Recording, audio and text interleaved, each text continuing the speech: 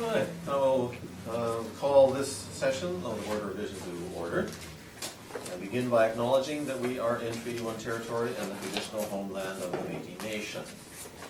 My name is Mark Boreski. With me on the panel today is Brent McIntyre and Lori Davidson. Our assessor today is Mark Colatruglio, and the secretary is Michelle Neathan. We'll be hearing applications for revision of the assessment roll in accordance with the Municipal Assessment Act. The matters for which revision is requested have been described in each application, and we will limit discussion to those matters. The statements that applicants or the assessor make at this hearing are sworn testimony, and anyone speaking to the matters must be sworn in. Be advised that comparisons of assessments of properties are not considered evidence of market value by the Board of Revision. The Board of Revision is appointed annually by Council and is independent of it and the City Administration. It makes its decisions on the basis of the evidence provided at this hearing and issues a written order that will be mailed to all parties as soon as possible. Please note that the Board's decisions with respect to an application may be appealed to the Manitoba Municipal Board if the matter pertains to assessed value or classification, or to the Court of Queen's Bench if the matter pertains to the application of exemptions from taxation. Should you wish to appeal, information on how to do so will be included with the Board's order. With respect to the hearing process, I will confirm the matters to be addressed with each applicant following the swearing in. We will then have the assessor's testimony followed by questions that the applicant may have, and then the applicant's testimony followed by questions. Each side will have an opportunity to summarize if they wish. Once all the evidence about an application has been brought forward, the applicant may leave. The process will repeat for each item on the docket today. The session will close after all the applications have been heard, and the Board will deliberate in private and make its decisions. You will receive the order by registered mail as soon as possible. As information, all public hearings are live streamed, recorded, and will be part of the public record. If you haven't already done so, if you could put your phones on silent, thank you very much. And could we have the swearing in?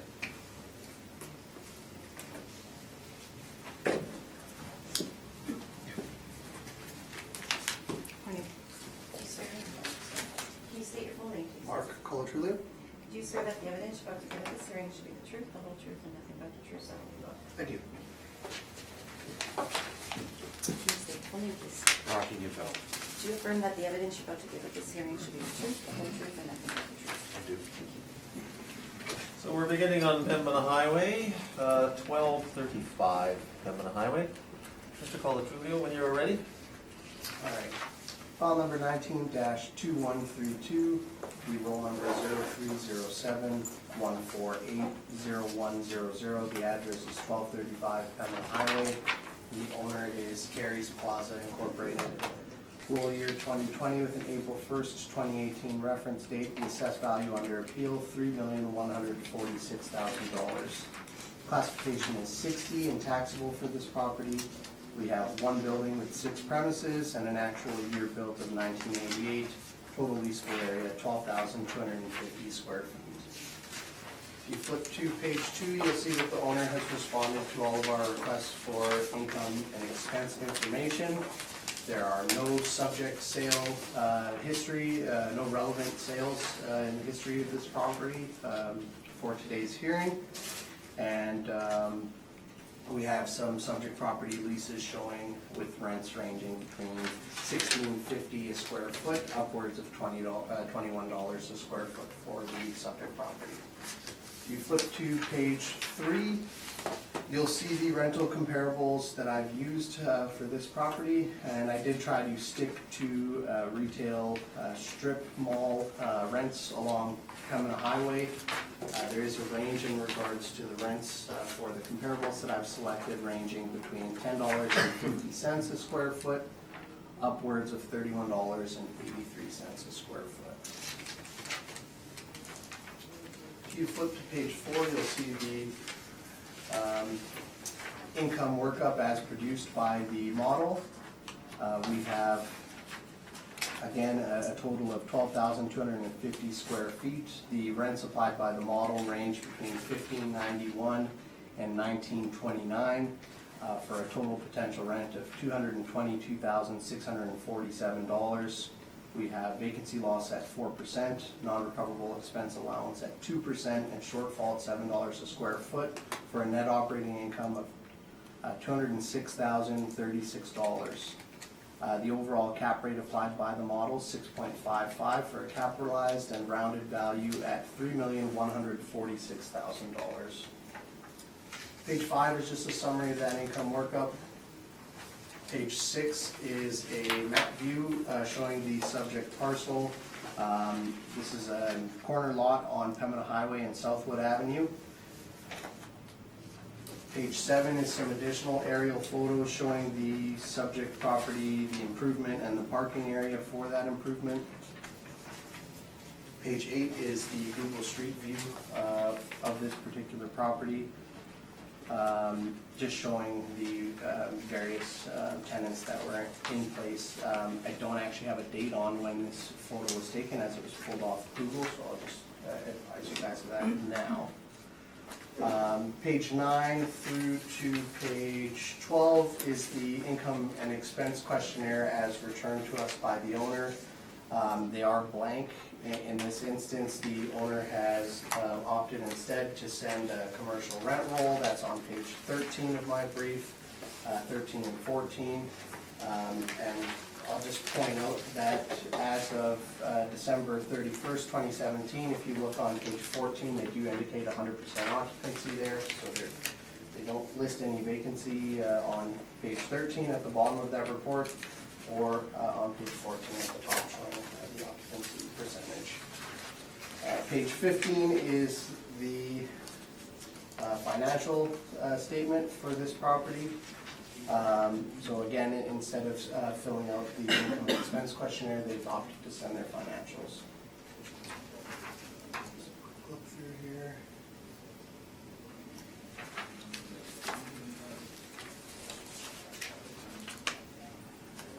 I don't see anything too out of the ordinary on the financials. Page 17 is our cap rate table. There's some information in regards to the cap rates and third-party cap rate studies that were reviewed. In regards to this particular property, this is a strip mall. So the city's kind of range between the 20th and 80th percentile would be 6.40% upwards to 7.05%. Page 18 is some excerpts from the Municipal Assessment Act. And page 19 through to the back of the brief is the standard City of Winnipeg addendum package. That is my presentation for this property. I'm open to any questions. Mr. Newell, questions? Yes, page 4 and 5, was this all done by the model? Correct. And I've heard it being said, and I usually don't pay much attention to the model because I don't want to give it too much credit, but I've heard some comments that it's very dependent on the size, that variations, large variations in cap will occur due to size. Is that? Size does absolutely play into the cap rate.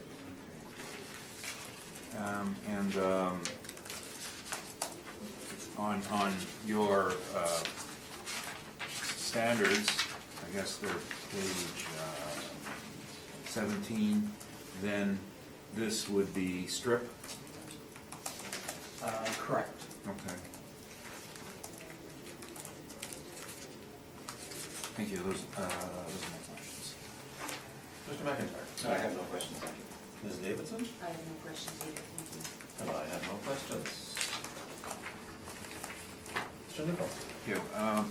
So obviously our NOIs are very, very close, so we won't spend any time on that. I just want to point out that I disagree strongly with not having non-recoverables, and our response to this at Colliers has been, let's just go back to the basics and look at what the statements actually say, because each property is different. In this case, you'll see from the statements, they've got a really good recovery on theirs. They don't really have non-recoverables.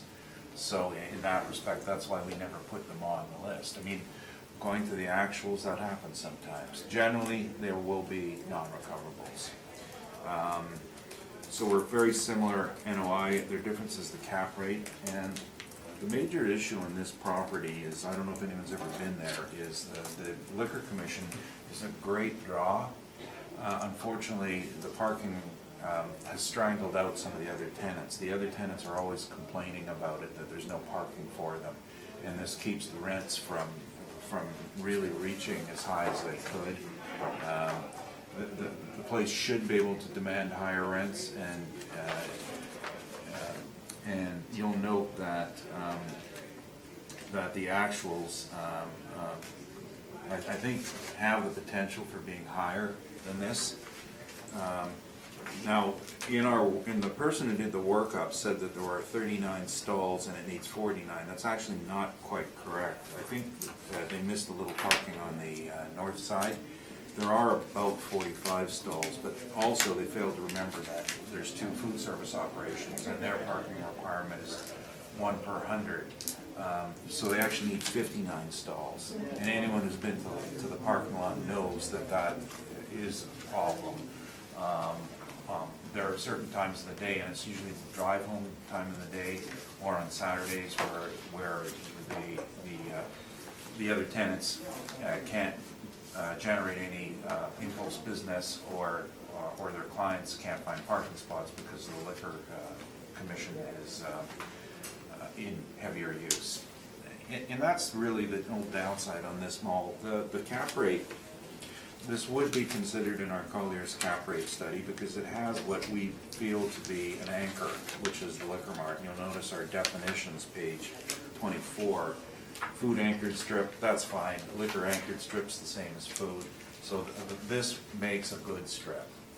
Our rates on this are between 7 and 8%, and the thing that's keeping it from going down to 7 is the lack of parking on it.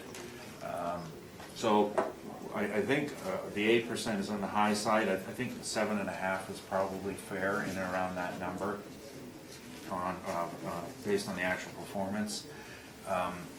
And that number has been changed to $2,800,920, 2,800,920, or 2,801 rounded. Significant increase over last year, and as I said, that is the major drawback on this site. Thank you. Mr. Philip, I have no questions. Mr. McIntyre? And I have no questions. Ms. Davidson? That's quick then. We move on to the next one, which is 1504 St. Mary's Road. Mr. Politrillo? File number 19-4703, the roll number 0800-487-0000, the address 1504 St. Mary's Road, roll year 2020 with an April 1st, 2018 reference date. The assessed value under appeal, $4,770,000. Classification is 60 and liability is taxable.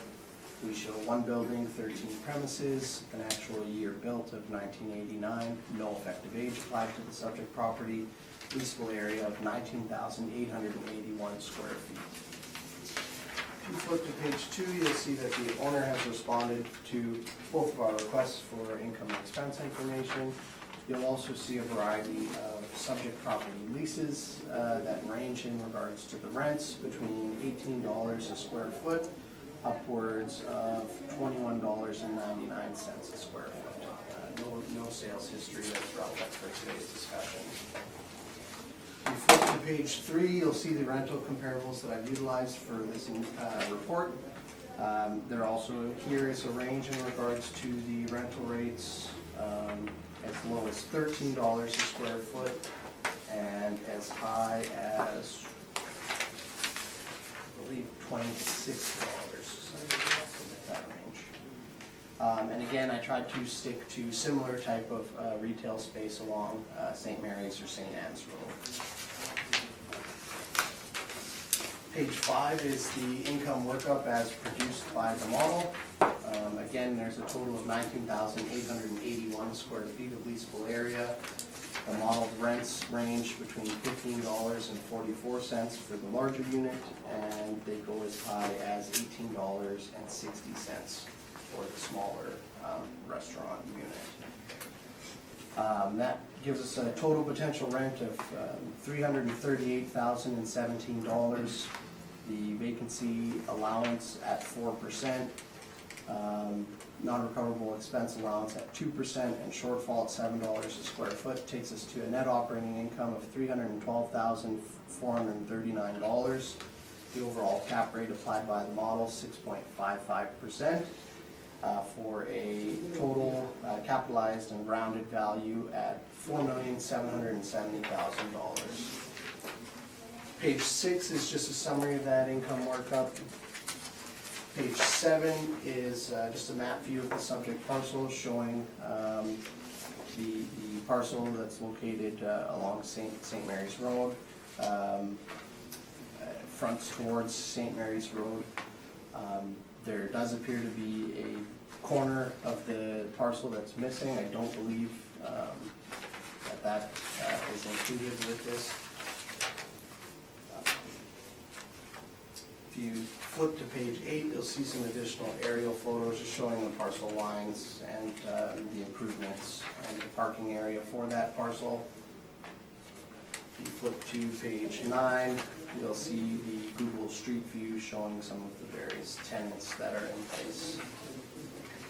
If you flip to page 10, you'll see the property income and expense questionnaire as returned to the city by the owner.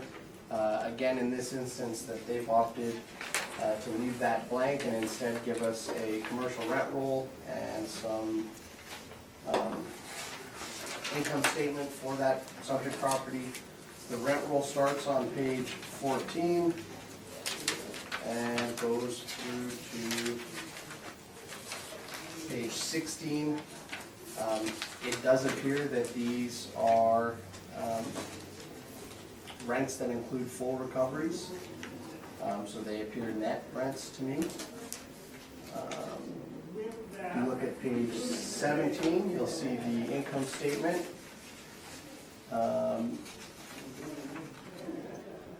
Just a quick look through the various line items. I don't see anything that I would caution against including, other than some of these non-operating expenses would not fall into the city's analysis of the NOI based on the actuals. Now, it's a model produced value, it's not based on the actuals, but when we would be reviewing this income statement, things like the leasing commission, commissions, tenant improvements, that sort of stuff, may not be factored into our calculation of the net operating income for this property. Page 20 again is our cap rate table. Now this also falls under the strip mall classification. So again, we're looking at between the 20th percentile at 6.40% to the 80th percentile at 7.05%. This property's cap rate falls within that range. Page 21 is some excerpts from the Municipal Assessment Act. And page 22 through to the back of the brief is the standard City of Winnipeg addenda package. And that is my presentation for this property. I'm open to any questions. Mr. Neufeld.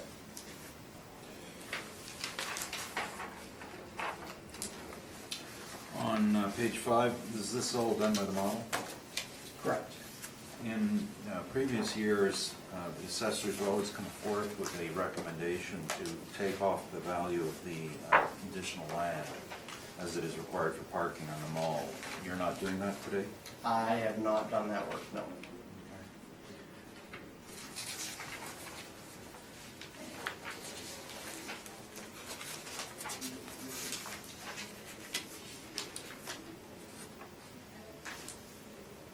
Those are my questions, thank you. Mr. McIntyre. Just one question on page 16 of the rent roll. So only unit 12 is vacant?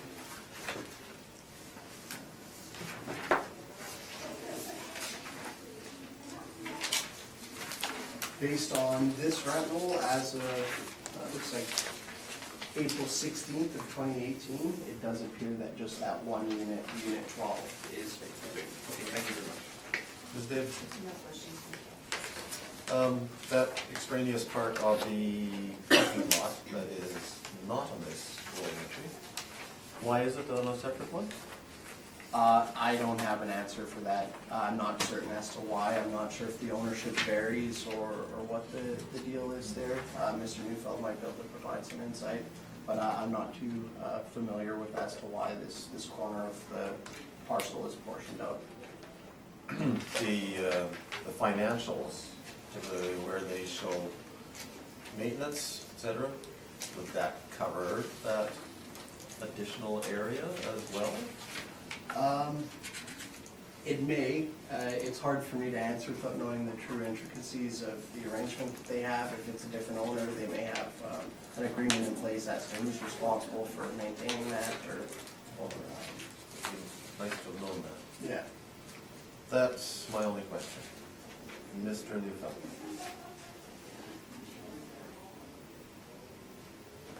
Thank you.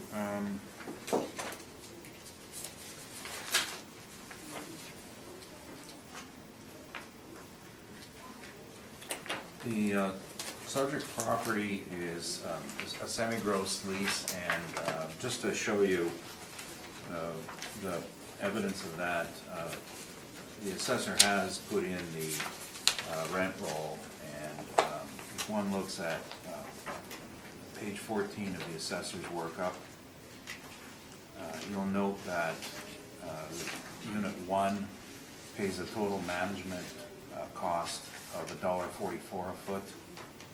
And then, as an example of another operation further down, and of course all these management ones, some of these are step-ups on management, some of these are different types of management charges. But the balance of these, well, actually Panagopoulos Pizza is down at $1.50, but the majority of them are in and around $2.80 a foot. However, the Unit 10 is at $1.54 a foot. So they do vary on their recoveries of that cost. And this is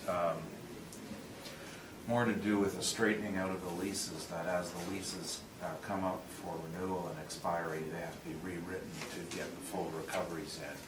So in a property like this, the method of calculating the net is to go to the end of the story and read it backwards, which is what we've done. You'll note that we're using an NOI of $280,000, whereas their claim is $298,000.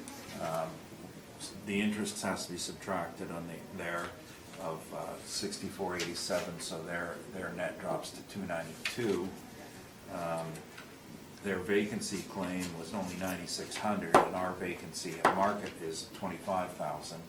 So then that puts us as, and then there are some of the non-recoverables which we did not put entirely in because they're one single items and not deemed to be a recurring item. So that's how we came up with a value of an NOI of $280,000, and the net working backwards is the way to do a semi-gross lease, just to analyze it properly. And then that's the other reason in this case we didn't put in non-recoverable or recoverables, because there are significant non-recoverables in the statement. The actual NOI does include the cost to maintain the extra lot. The extra lot used to have a pad site on it for, I think it was a fast food kiosk. They bulldozed it about 10 years ago. It is common ownership. I suppose it should have been merged. Every year I've ever dealt with this property, going back to 2003, the city has always said, yeah, oops, sorry about that, we'll subtract the lot value. Everyone except Mark. And it's always been a recommendation. So I think that's a semi-automatic requirement to deduct that. So the calculation of value on the rest of it, we differ a fair bit on the net operating income, and we are using actuals. And as far as the cap rate is concerned, the site has a fairly good location, almost across the street from St. Vital Center. And so it is a good draw to the area. There are no major significant deficiencies with it, except for the fact that it does lack a real national identity, but it has good location attributes. I would suggest that the cap rate would be a fair bit lower than what we had in here. My suggestion here is be about 725. Location factor is a major issue, it's a physical factor. It's got a significant draw, bringing in people to the area, so it can operate on attracting tenants who can take advantage of the traffic. And that would be at 7.25. It's my amended value is 3,870,703. That would be rounded to 3,871,000. The assessment next door, or sorry, adjacent lot is 631,000. So our requested value is 3,240,000. 3,240,000.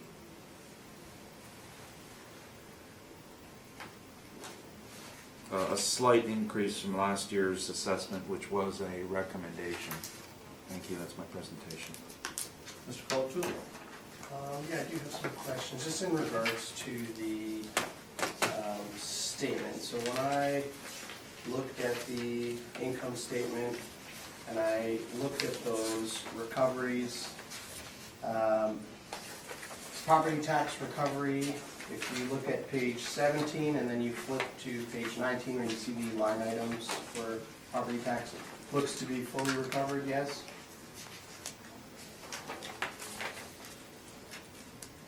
Well, there were some adjustments on page 17 that had to be taken into account. There are adjustments, and what those adjustments are the for the lot next door and costs associated with taking to appeal every year. So, no, it's in this statement is out of sync. Like these costs come up every 2 years, not every single year. So this isn't a year where they incur those costs. So, But in this instance, it does appear that they're fully recovered, correct? for this particular year, they are recovering. There's a prior period adjustment for this particular year. They're recovering. And then management fee fully recovered, or just shy of it, if you're looking at page 17, $28,729.73. And management listed on page 19, $28,759.78, so it looks like Not in this case, because the non-operating expenses are for additional costs that they don't put in the management category, such as insurance, bad debt, signage, R&M, and owner R&M. The operating company, like the manager is, I think Collier's manages this, and the ownership is a local group who they don't do a full. We don't do a full management of it. They perform some of their own, and then they put that into the non-operating column, and that's why it's there. Okay. I have no further questions. Mr. McIntyre? Just one question, was that vacant lot appealed this cycle? Yes, no change, and I did not appeal it further. It was appealed December 18th, 2019, no change. We can't get them on the same docket. No, I appreciate that. Okay, that was my only question. Ms. Davidson? I just have a question in terms of your methodology. On vacancy, you show the retail at 5.2%. I guess that's the vacancy across the whole of the city. That's correct. And then you use St. Vital mean as 3.8%. and this is in St. Patel, and you just average it to arithmetically for 4.5. Right, the idea is to bring a local flavor into it, as well as having the Winnipeg wide at 5.2, yes, and then St. Patel would show that it performs better than the citywide average, so it brings down the rate. And why not just, is there a reason you don't just use the St. Patel mean? Yeah, we're always worried about sample size, and the larger the sample size, the greater the accuracy. Some of these neighborhoods are very, very small. Now, in the case of St. Patel, the only concern I have with it is that it's, St. Patel Center is the major component of St. Patel. So if they have an issue, whether good or bad, it skews off all the other results, and tends to be unreliable on that basis. St. Patel has 68 records and 2.3 million in space, but St. Patel Center occupies 929,000 of that, which is 40% of the inventory is in one place. So I think that you have to look at more than this when you're looking at an area, just to be a little, look at and see what the rest of the market's at. And you don't bring it down to, say, strip malls, like you don't discern between different types of retail the way the city does? Well, Which would obviously make the sample size small. right, and then the sample size not only smaller, but then if you break it down on that basis, overall, the strip rate was 3.9% across the city. And I think we've got a strip district, but that, like I said, brings it down. Strip center by district. So here's where it throws it off again. So the overall strip rate across the city was 4.8, but in St. Patel, it was 5.5. So their strips are higher than the city strips, but their retail overall is lower than the city overall. So we've got those four sets of numbers, and 9.3, 4. Yeah, so we're at 4.5, which is pretty much the mean of all four of those. It's a reliable number, and using these averages helps you get rid of outliers in your analysis. Okay, thank you very much. Though I haven't calculated, and Mr. Colatulio did not give us a blended rate for the rents, just looking at them, I'm assuming that his blended rate would be a little bit higher than your net rent. Looking at this mall, just wondering about the mix of tenants. There appears to be a mix of services, retail, restaurant, that sort of thing.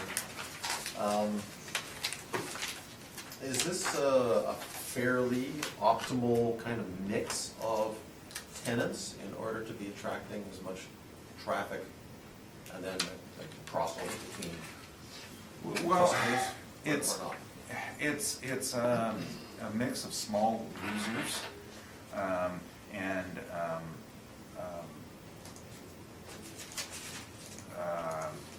I think the goal here on this mall was to look at the user who doesn't want to go to St. Patel Center for major shopping, and so you're doing a small user thing like a pizza, burritos, Subway, sort of, and City Financial is a loans office. That seems to be where they're dealing with is that style of user. Now, all of the covenants on these are local based, except City Financial.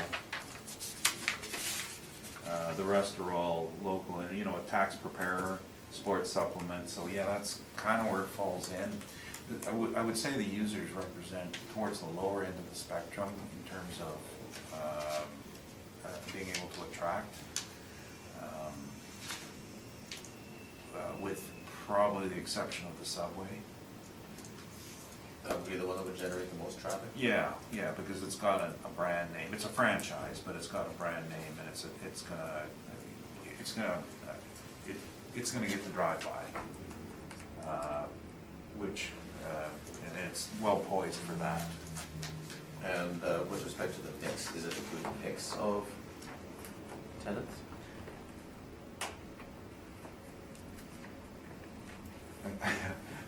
You know, it's a mix, yes. I don't think it's the most desirable mix, in that I don't see an attraction for an everyday attraction, really.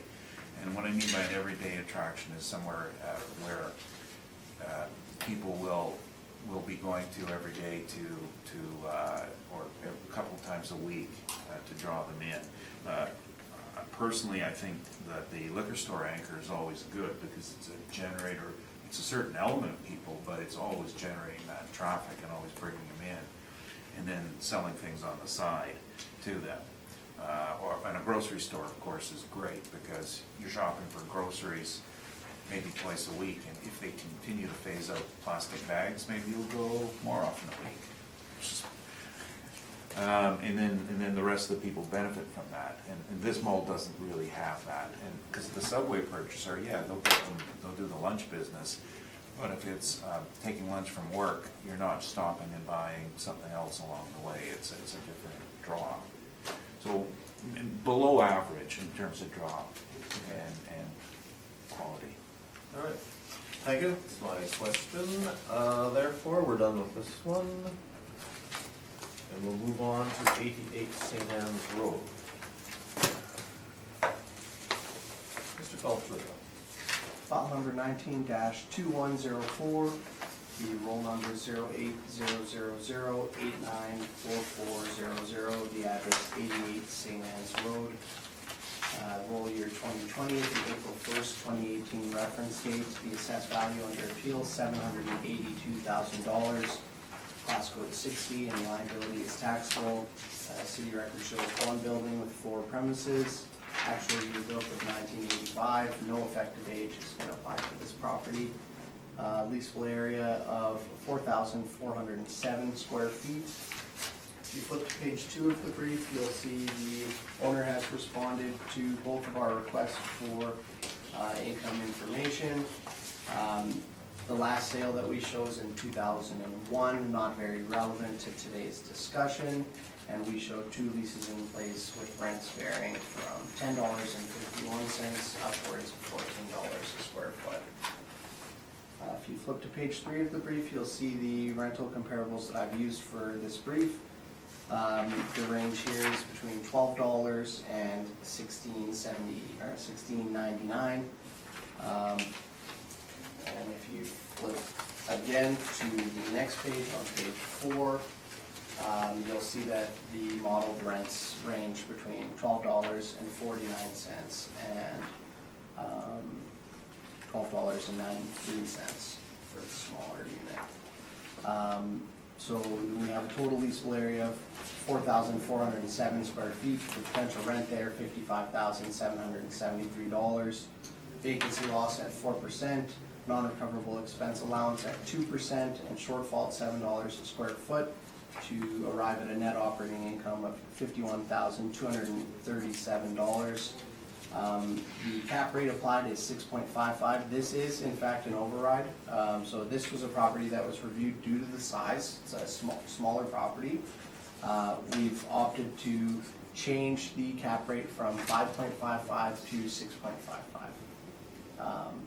And this was done as part of our percent change review for this property. So you arrive at a capitalized and rounded value at $782,000. Page 5 is just a summary of that income workup.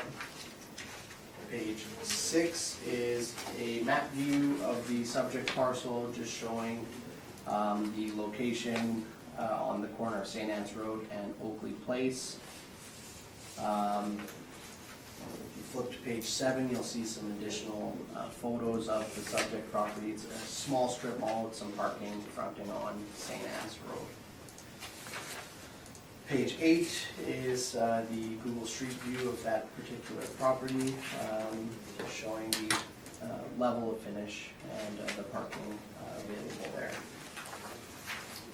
Page 9 through to page 12 is the income and expense questionnaire as submitted to us by the owner. In this instance, they've also opted to leave it blank, instead sending us an income statement. Just a quick run through here. Not seeing anything that looks too out of the ordinary. Obviously, if you're looking at non-operating expenses, we wouldn't really look at this. $36,000 of mortgage interest, that's something that would be removed. Page 15 is the rent roll as submitted to us by the owner. And to page 16, again, we're dealing with a strip mall for this particular property.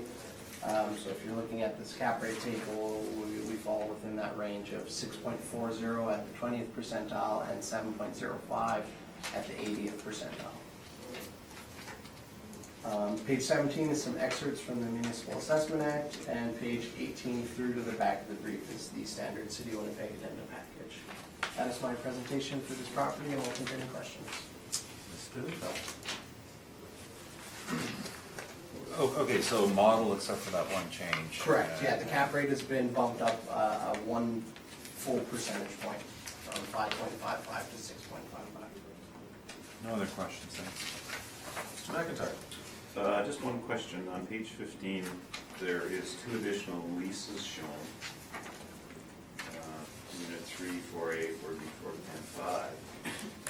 At $12, yet it's not shown on your subject leases on page 2. Correct. I'm not sure as to why they were not included in that table. Normally, when we're entering the leases off of these rent rolls, those were things that should be included. Now, there is some aspect of, our system will carry forward some historical records from the previous cycle. If these weren't in place, it could have been something that it was overlooked, but they should have been included for sure. Okay, thank you, that was my only question. Ms. Davidson? I have a question on your cap rate. Sure. I think I heard you say you bumped it up from 5.55 to 6.55, Yeah. overriding it due to size. Yeah. Yet the other 2 properties we just examined were 6.55 and they were significantly larger strip malls. Correct, yeah. So with these properties, the smaller ones, I think the number is sub 5,000 square feet, gets a lower rate. But when it's kind of in that threshold, it's just under 5,000. Sometimes we do that review, and we look to what would the model have done if it was north of that. Basically, that's what this adjustment amounts to. So even though the other malls were 12,000 and 19,000 square feet, Yeah, so it so basically. still fits in that same cap rate? Correct, yeah. Correct. What about the other factors that went into it? Well, obviously age and location go They're all into, kind of the same. yeah, right, so they're all kind of within the same range, which is why you're seeing the same Even 6.55. for like the size of it? Yeah, I don't think we would adjust the cap rate Okay. again for strip malls, but I'm not certain. But yeah, I know that whether it's, 5,000, or it's 12,000, you get that same 6.55. Okay, thank you. Second.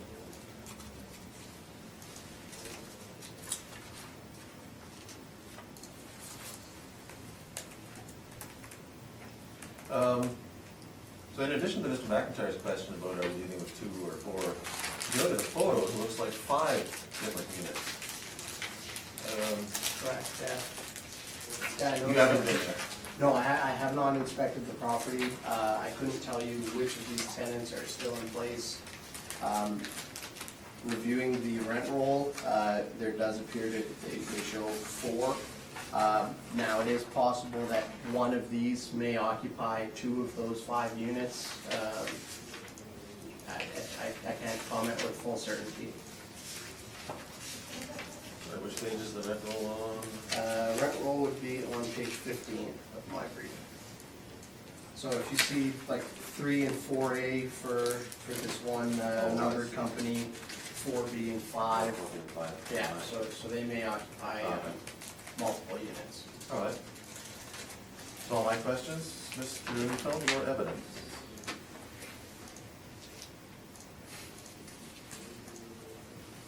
Sorry. Bad timing. This property, this guy had the best excuse I've ever heard for not sending in his mailer 6 years ago. He left it on the toilet and fell behind it. Anyway, he got the penalty 6 years ago, but it's a partially owner occupied space. The unit that the owner occupies is, and this answers the question earlier, is unit 3/4A. And 354-1177 Manitoba. Now, they used to occupy 1,750 feet, and then the unit 5 was at 865, but they had a tenant and they re-demised. So it is set up for 5 units. You can tell by looking at the rooftop equipment that they're all roughly 865 square feet, and that one was changed. So that's an owner rent, and he puts himself at a pretty fair number compared to his paying tenants. He's at $12, and his tenants range from $10.50 to $14. You can see from the statements that he is recovering everything, which is the reason we never put in non-recoverables again. He is recovering everything. The income, so we're ended up using the statement income as being the potential income at $53,000. Vacancy, now there's a mistake here. Again, some of our staff are geographically challenged. It's not in St. Boniface, it's in St. Vital. So that the vacancy rate would be higher than this, but we're not going to make a change. You'll note that, of course, we use structural reserve, which is a cost for the roof reserve, which is a standard amount that a landlord or an owner must be responsible for. Most of the other costs can be recovered generally from tenants, but not the roof or anything structural, and that's the necessity for that. The shortfall, if you read the statements, you'll note that the actual costs of expenses is lower than we have, but you'll also see that there's separate metering, and therefore we have to add back in the cost of the utilities on the shortfall. That's why we're at 1005. So after reasonable deductions, our NOI is similar, somewhat similar to the assessor. We are only about a little over $2,000 difference, and I think our major difference, of course, is the cap rate. This is a very small property. This would not ever be included in anyone's sampling of investment grade cap rates. It's I've worked on this property for a long time. I can't even remember, decades now, in my second decade, and they've never performed great. Their long-term tenant is the Winnipeg Music Festival Society. The first space is turned over several times, and the last space is turned over a couple of times. They're getting mostly a professional-based clientele, and there's no retail really happening out of this site. It's more like an office strip than it would be a retail strip. And because of that appeal, lack of appeal, it's going to be more suburban office strip than you would consider retail. And of course, they cap higher suburban office. And again, it's not going to meet anyone's benchmark definitions of suburban office either. You can see on our page 26, we have that at 7.5 to 8.25.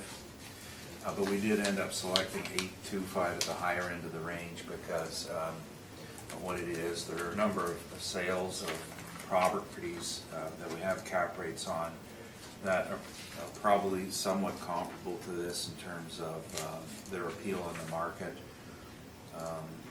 On pages 36 and 37, none that are purely office. But again, this is quite a lower grade.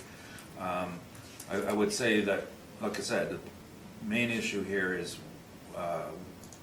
it's not retail, it's office strip. So our estimate value is $593,000. One of the reasons why it's lacking, of course, is when you look at the parking as office, their parking requirement here is quite minimal. It's about 1 per 750, whereas for retail, it's 1 per 250. So with the lack of parking, now the music one I think classifies as institutional of some sort. That's I think 1 per 550. But as I keep saying, I don't care as much about the planning bylaw on parking. It's more about your users. If you have a retail operation, you need a lot more parking than this, and that's why it's gravitated towards being office use. That's my presentation. Thank you. Mr. Colatuli. I have no questions. McIntyre? I have no questions, thank you. Ms. Davidson? I have no questions either. Well, I'm not gonna break the pattern. No questions. Thank you very much. That takes us to 1200 McPhillips Street. You're certainly making me jump.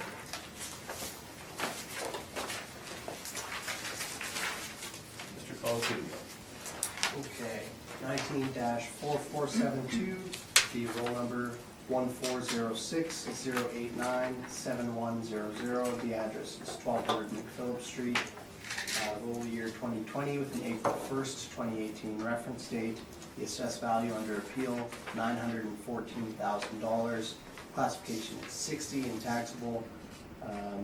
Again, this is a strip mall property, one building, 4 premises, with an actual year built of 1971 and an effective year built of 1991. The leasable area on file for this property, 4,320 square feet. Flip to page 2, you'll see that the owner has responded to both of our requests for income information.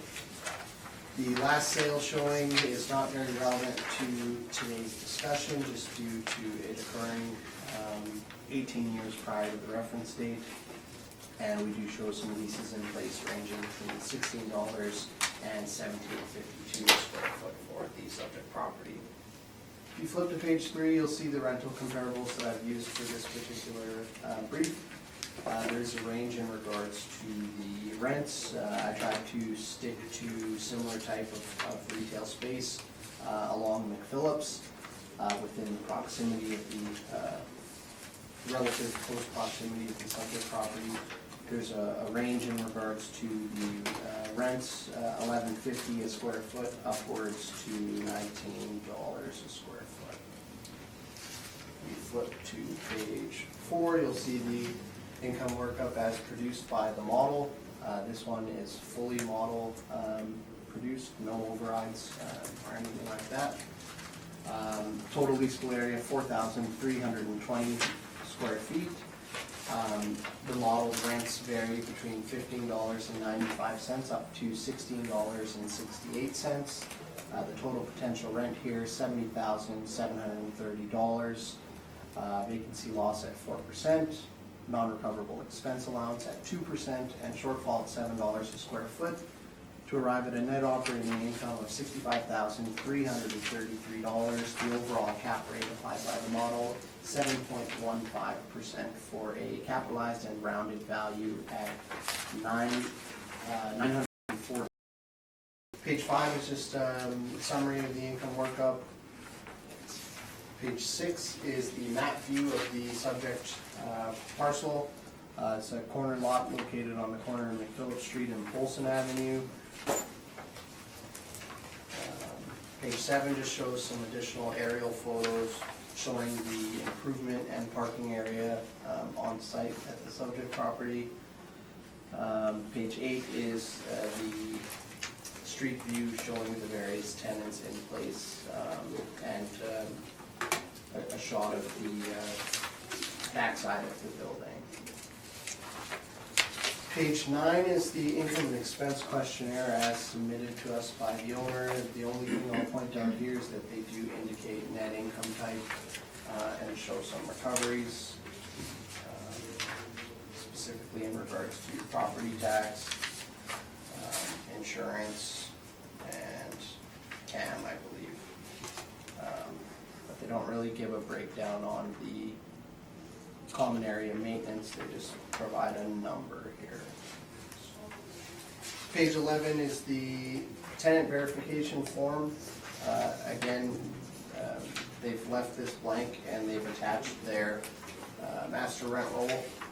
That's shown on page 13 of my brief. So you can see the various leases in place here. Again, there's a range in regards to the rental rates between $16 on most of these, upwards of $17.52 on the cellular repair shop.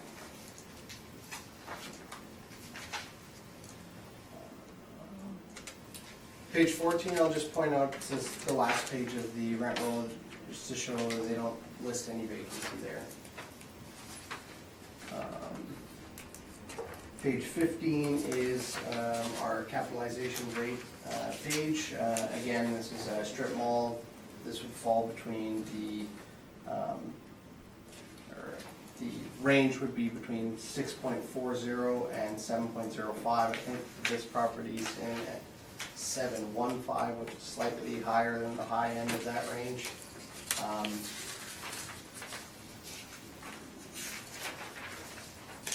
Yeah, it is. So in this instance, the cap rate does not fall between the 20th and 80th percentile, but if you look on this table, the low end of the range for strip malls is 5.40 and the high end is 8.65, so it's still within the range, slightly higher than the 80th percentile. Page 16 is some excerpts from the Municipal Assessment Act, and page 17 through to the back of the brief is the standard City of Winnipeg addenda package. That is my presentation for this property, and we'll take any questions. Mr. Newfall. Page 4 and 5, model. Correct. Your model in the south parts of town came in at 655. Is the difference to 715 cap due to location, or is there something else? It could be a number of things. In this instance, I suspect it's probably due to effective age and location. Okay. Those are my questions, thank you. Mr. McIntyre? I just noticed quite a jump in the age from 1971 to 1991. Yeah. What was the cause of that? I'm not 100% sure. Typically, when you're seeing a jump in the effective age like that, there's significant improvement to the property. As to what exactly that work was, I can't really speak to. Because if you look at the pictures on page 8, the rear, obviously the building has had no work done to it. Correct, yeah, and if anything, I suspect they maybe refreshed the front portion of the building, or maybe did some mechanical upgrades, but again, without having the permits in front of me to suggest what they did or didn't do, I can't really speak to it. Okay, thank you, that was my only question. Ms. Davidson? No questions, thank you. Are those weeds 1971 or 1991? I'm trying to square the red roll in with the signage out front. Call check and Mayflower line up nicely. Then there's a numbered company and David Lofchick and Daniel Lofchick. Do you know how those line up? Because the signage says Burns Pizza and Vape. Yeah, so I'm not certain which of these is which. I don't know if the vape shop is the two gentlemen or if it's the numbered company. But I suspect that that's probably what it is that instead of just showing the tenant name, they've opted to show the ownership of that business on the rent roll. Okay. Are the Lofchicks City Life Investment Corporation? They may be, I'm not certain. If you're looking at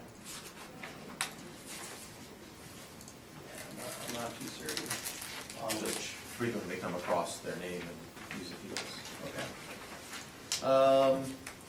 Okay, that's all my questions. Mr. Info. Again. I thought you had another question. I'm gonna have a long day, I can't afford not to.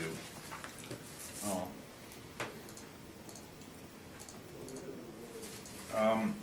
I've just noticed something here, and you'll notice in our presentation that we didn't have a copy of the statement. And we only had the rent roll, and we had some historical information. And I'm looking at the assessor who has provided a statement. And ever mindful of the act, our number does differ. So I'm going to have to say that we have to delete what we've entered for NOI as a result, and just have to deal with the assessor's NOI, which isn't a major difference. But again, it would be, it's not a question of interpretation, it's a complete lack of the information. So we're gonna have to use an NOI of 65,333. Therefore, our only difference is the cap rate, and it was built in 1971. I don't know why they changed these barren ages, because nothing's really happened to it, except they put up new facades on the front of it where the signs go. Aside from that, you can see from the pictures of the back, it's still the old 1971 building. Does not have the ability to attract a national tenant. It's not just our fact that it wouldn't meet our standards and that it doesn't have national tenants, it just doesn't have the ability to attract a national tenant, because it's a very inferior mall, again, with local users.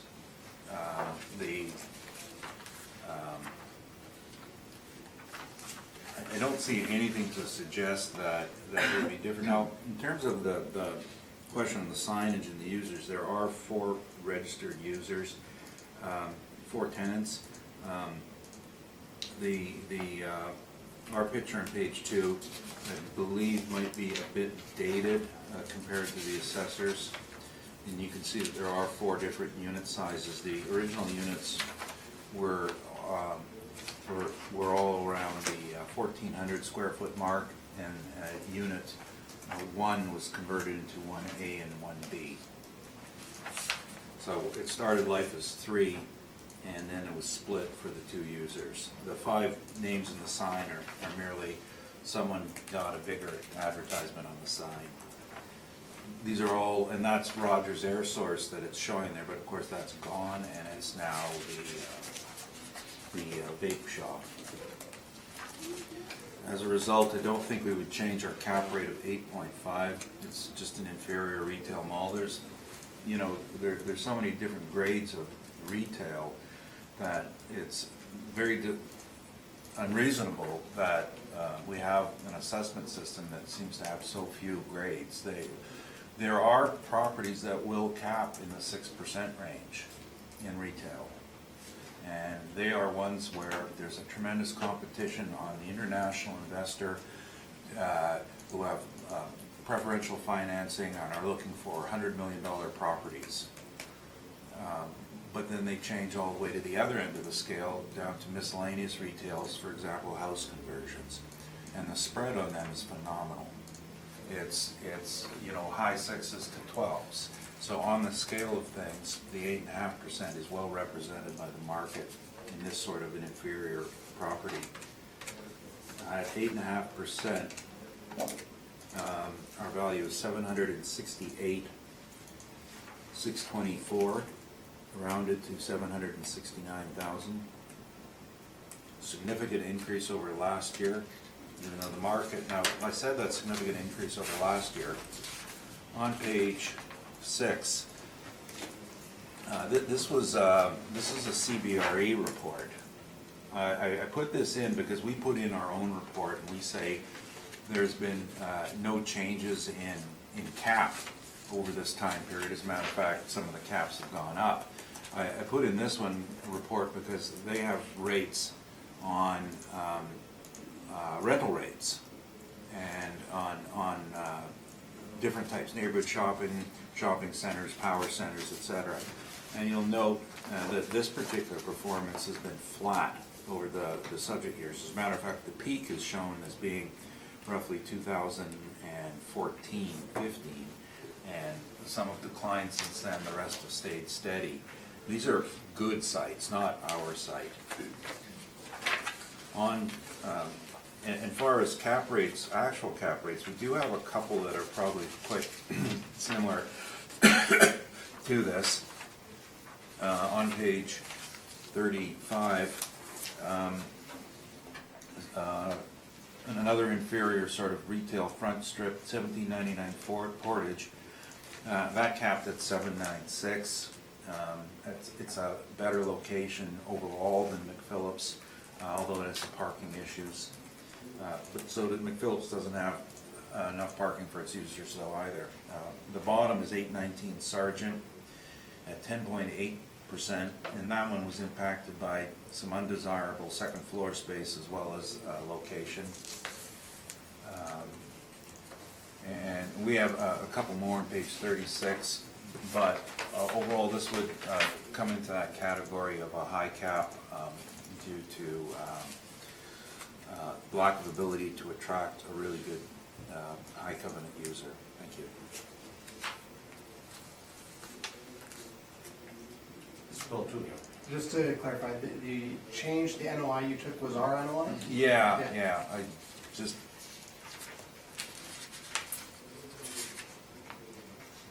Yeah, no other questions. Mr. McIntyre? No, I have no questions, thank you. Ms. I Davidson? have no questions, thank you. And I have no questions.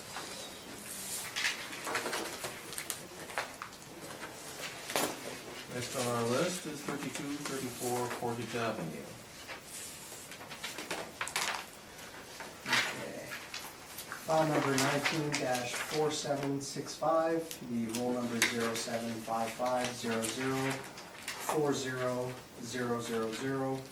The address 3234 Portage Avenue, and roll year 2020 with an April 1st, 2018 reference date. The assessed value under appeal, $2,528,000. Classification is 60 and taxable. Again, this is a commercial strip mall, one building, 6 premises, actual year built of 1979. No effective age has been applied to this property. Total leasable area here, 14,394 square feet.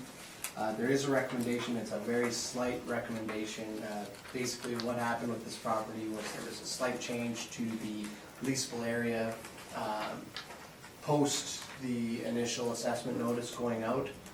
The resulting value is a reduction from $2,528,000 to $2,525,000. Again, it's not much, but instead of trying to come in with a workup based on a leasable area that has been corrected, the workups in the brief will reflect the revised leasable area and a slightly lower value. Mr. Newfield, are you leaping at this recommendation? no. If you flip to page 2, you'll see that the owner has responded to both of the requests for income information. The last sale that we show on file, November of 2007, at $1,350,000. The subject property leases range in regards to the rental rates between $7.44 a square foot, upwards of $14 a square foot. Page 3, you'll see the rental comparables that I've selected for this brief. I tried to stick to retail, similar type of retail space along Portage Avenue. There is a range here as well, $975 being on the lower end, and actually based on the tenant there, I don't even know if I should have included that. It's more of like a vehicle service garage, so maybe put an asterisk next to that one. The low end of that range, the $975. On the high end of the range, $15.56. If you flip to page 4 of the brief, you'll see the income workup as produced by the model. We have a total of 14,394 square feet of leasable area. The modeled rents range between $10.02 upwards of $15.01 for a total potential rent of $180,075. Vacancy allowance at 4%, non-recoverable expense allowance at 2%, and shortfall at $7 a square foot, arrive at a net operating income $165,385.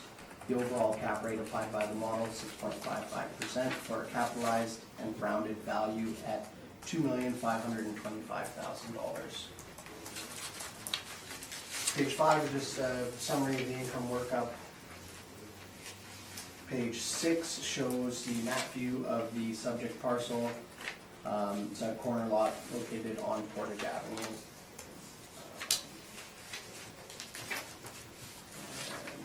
Shelley Street. If you flip to page 7, you'll see some additional photos, aerial photos of the subject property showing the parcel lines, the improvement, and the parking area for the subject property. Page 8 and 9 are just some street view photos of the property, just showing the various egress points and the parking area, as well as the tenants that are in place. Page 10 through to 11, they've left the tenant verification form blank. Instead, they've submitted to us some financial documents on page 12. This looks like the rent roll, showing the various tenants, showing month-to-month breakdown of what was collected there, the summary at the bottom of the page. Page 13 as well, just showing the remainder of those tenants.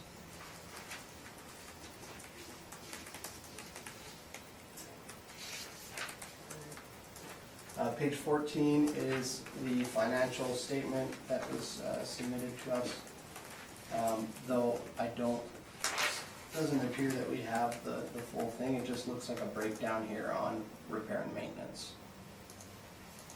So I'm not certain as to why there wasn't more submitted with this, but this is what we had on file for this property.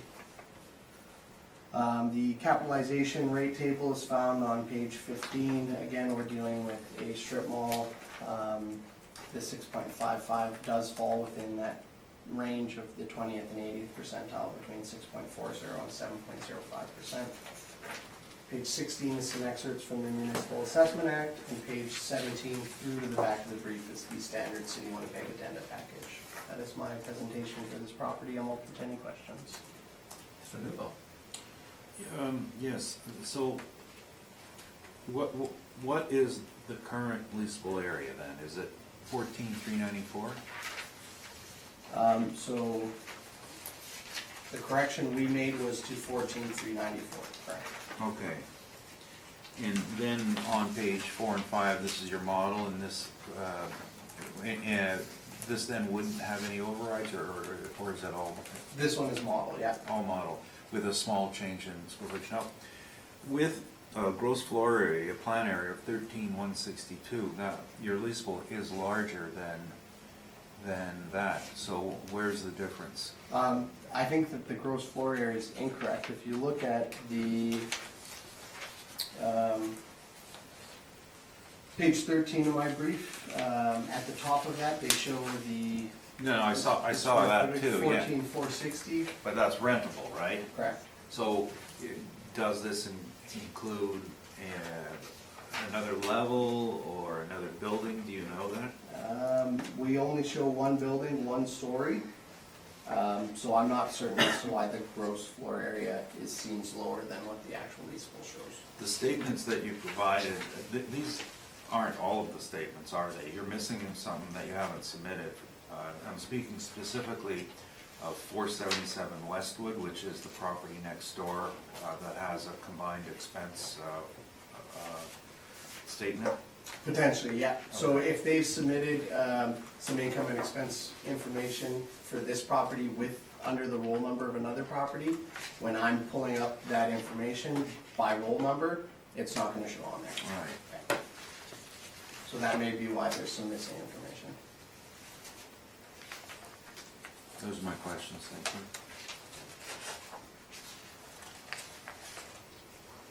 Mr. McIntyre? There seems to be some confusion on the leasable area. If I add up the subject property leases, I come to 14,326. That's on page 2.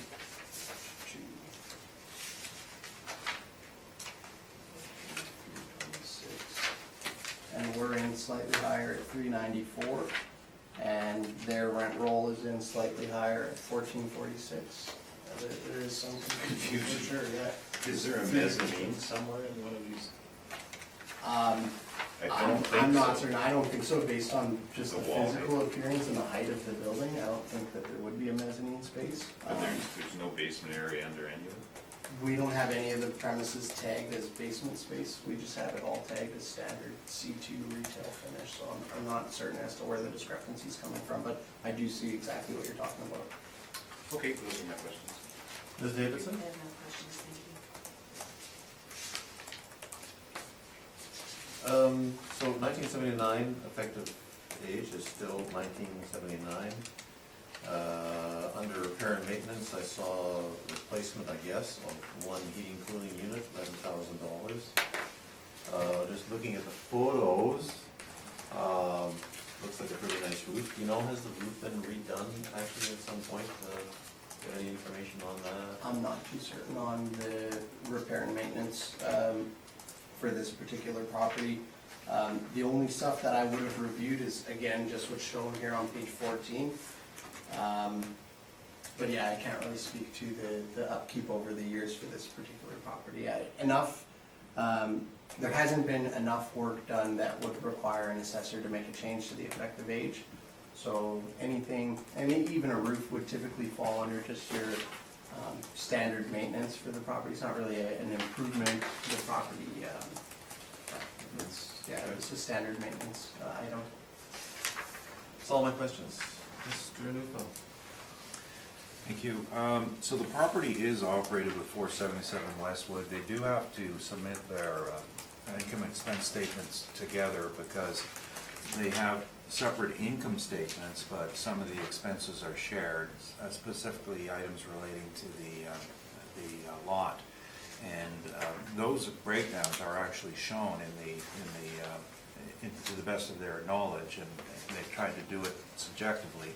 They are submitted, but I guess whoever received them didn't file the joint copy, because on the 477 Westwood, it actually says this part's for 3234, this part's for 477. The information was adequate since we had it all to determine that the rents are pretty close to being met.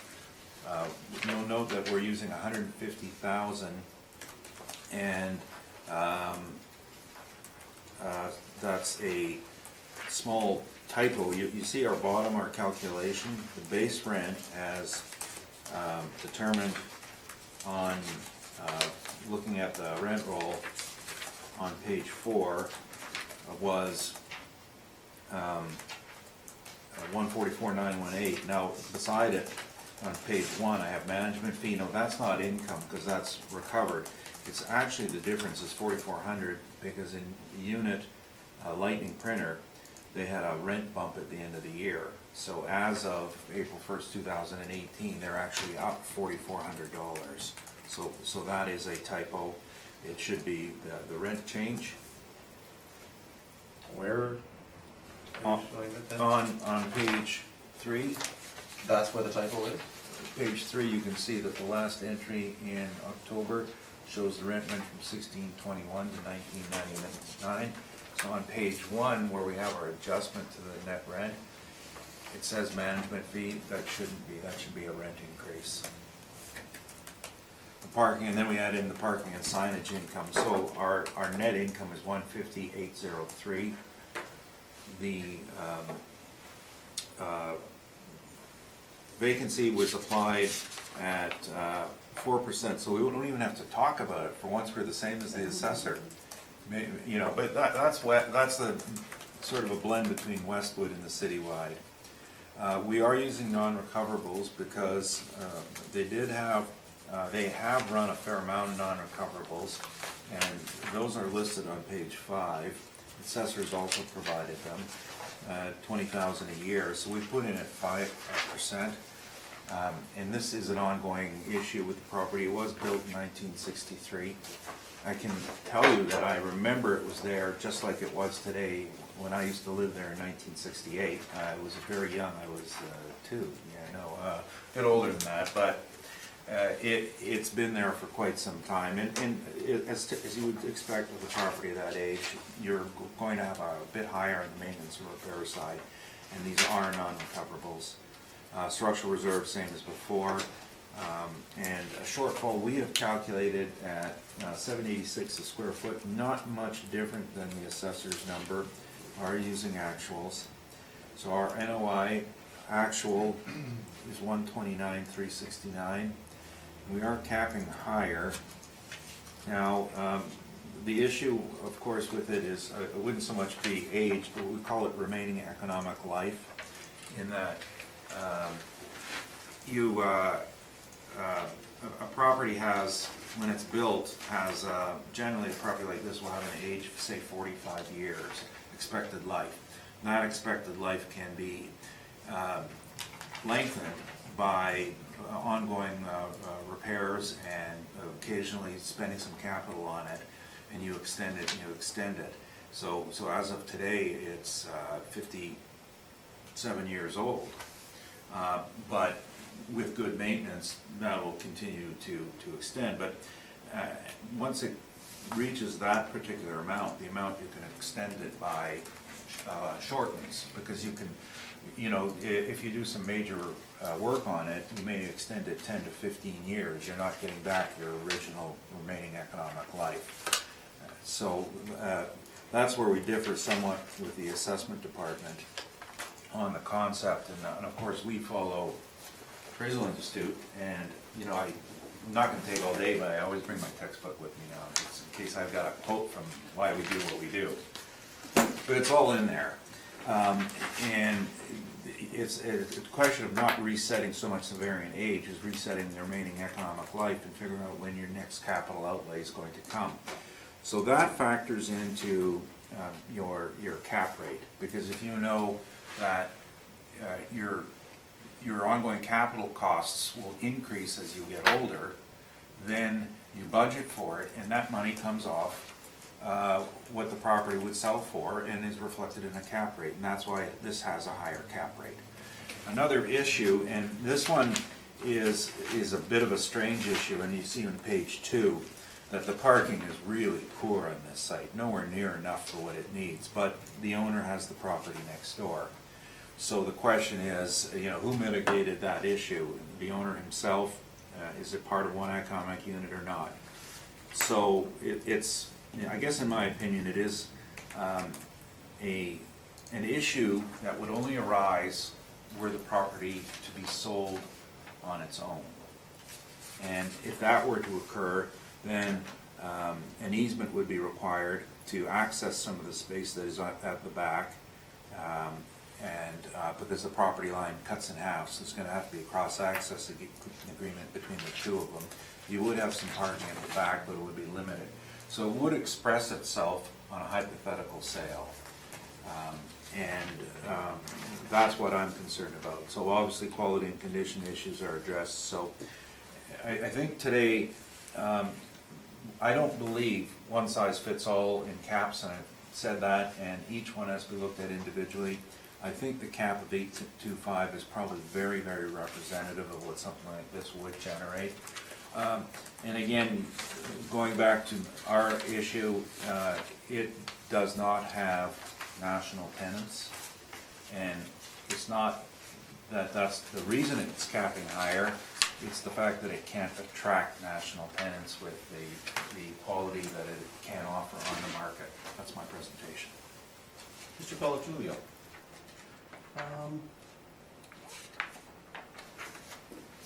Did you show somewhere in here the full financials?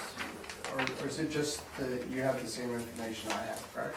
Well, I submitted the same that you had. I have, when our office did this, we had 477 Westwood, and what they did is they took a look at the recoveries that were listed on page 4 and matched them up with expenses from 477 Westwood. And 477 Westwood, there's a line item, a clear line item that says expenses breakdown, and it matched up. Okay, Now, but that's not shown in here. no, and it is a subjective matchup because they do it internally, and I've asked them not to do it because I don't like that. I don't want anyone's opinion presented here. They should just give you both rolls and look at it, but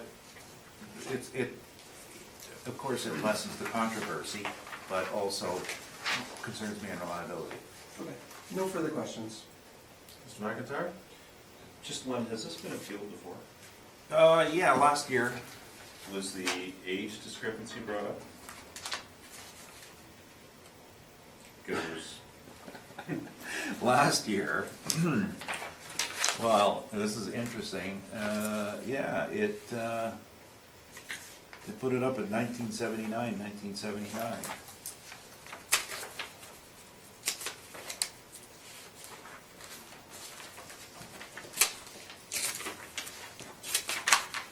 I think what the issue may have been is that one of these sections might have been newer and been a different age. But we had the records, we have there's the property characteristics in the city as well as a spreadsheet we have that show the original age as being 63. And there's parts of it, and I'm thinking about this. You'll see that there are two sections on this building. The street front part is, I believe, the older section, because they won't allow a street front that close anymore.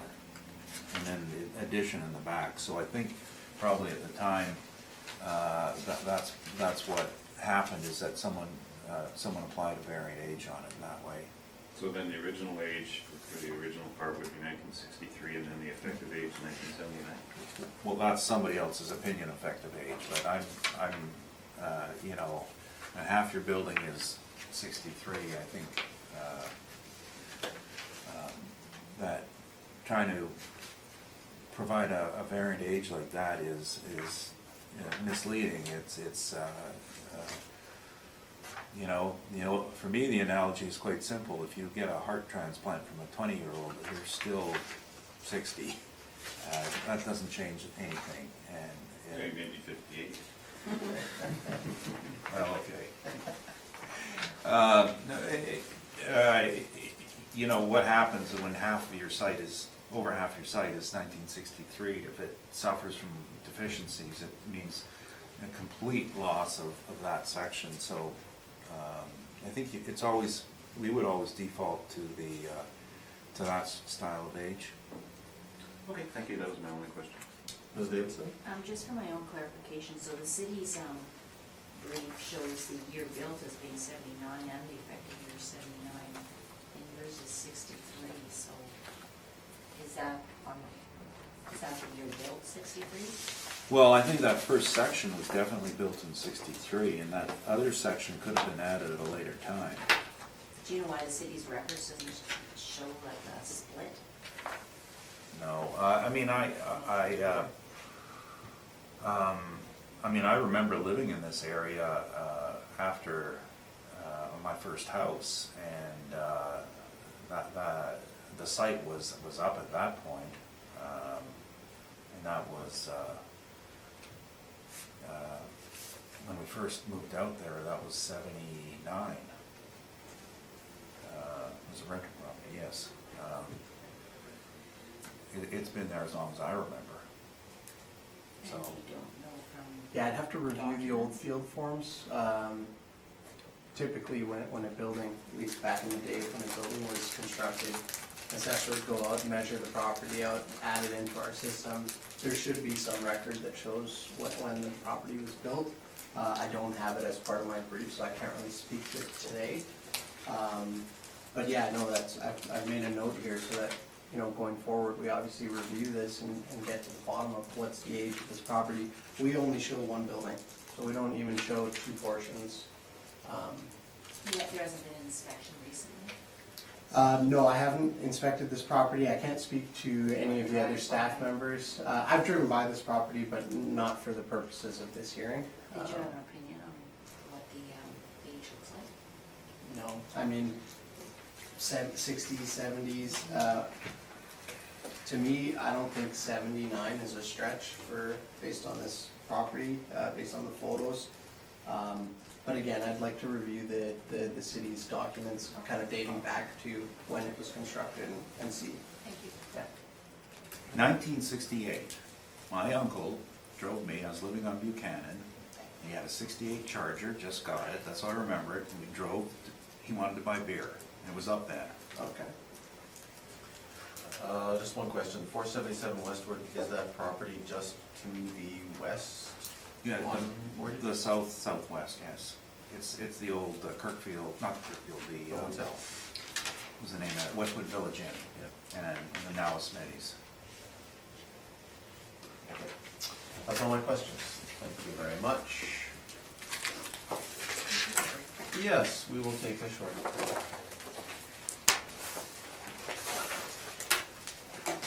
All right, we will resume with 3042 Portage Avenue. Mr. Colatruglio. 19-4736, 075, roll number 0756 706 0100. The address 3042 Portage Avenue, roll year 2020, with an April 1st, 2018 reference date. The assessed value under appeal, $2,286,000, class code 60, and liability is taxable. 2 building records, 6 premises, actual year built varying from 1975 to 1974. Total leasable area here, 16,352 square feet.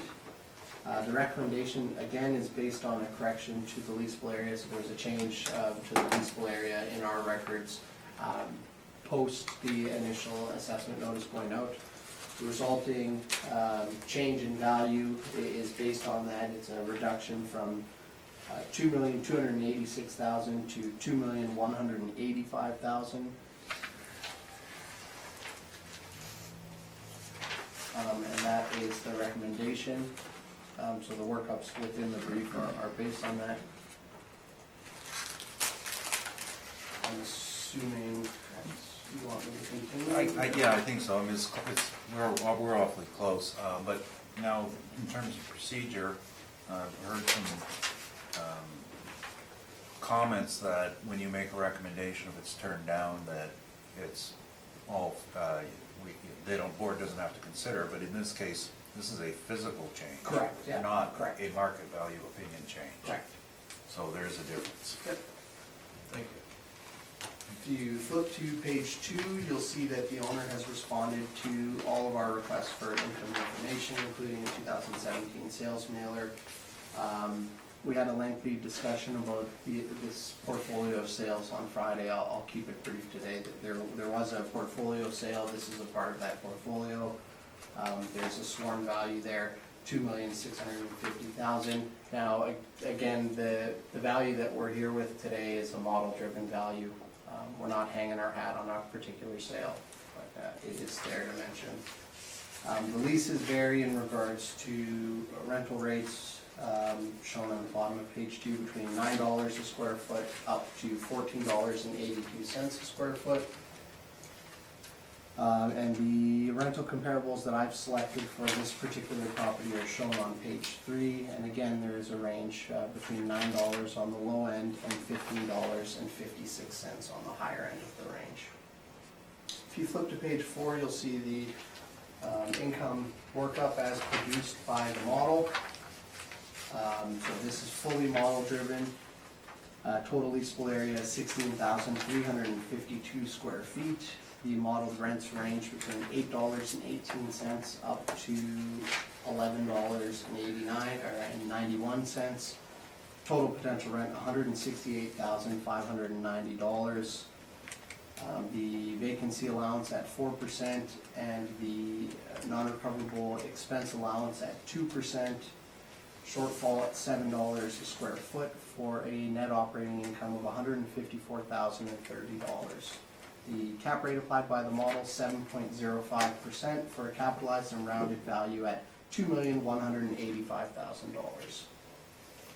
Page 5 is just a summary of that income workup. Page 6 is the map view of the subject parcel. This is a corner lot on Portage Avenue. Looks like at the corner of Portage and Woodlands Crescent. Again, it's a strip mall. Some additional aerial photos shown on page 7, just showing the improvement in the parking area for that particular property. Page 8, showing the street view, and page 9, just showing the lane view of the subject property. Page 10 through 13 is the income and expense questionnaires and tenant verification form as submitted by the owner. Again, they've opted to leave it blank, instead attaching their internal rent roll and annual statement. The only thing to note with the annual statement is that it isn't a full year. They purchased in March of 2017, so there's only 10 months of information there. Just keep that in mind when you're reviewing this.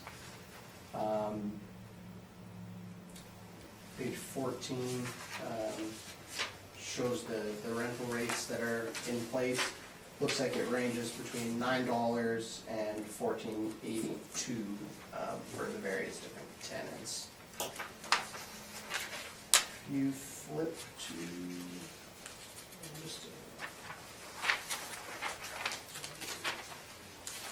to page 18, you'll see the cap rate table. Again, we're dealing with strip mall here. So we'd be looking between the 20th and 80th percentile, 6.40 and 7.05. This one's on the high end of that range at 7.05, so right at the 80th percentile. The page 19 is some excerpts from the Municipal Assessment Act, and page 20 is the City of Winnipeg's standard addenda package for this. That is my presentation for this property. I'm open to any questions. Mr. Whipple? Thank you. Page 4 and 5, is this from the model then, all of it? Correct, yeah, no overrides. And it's being classed as a strip mall? Correct. On page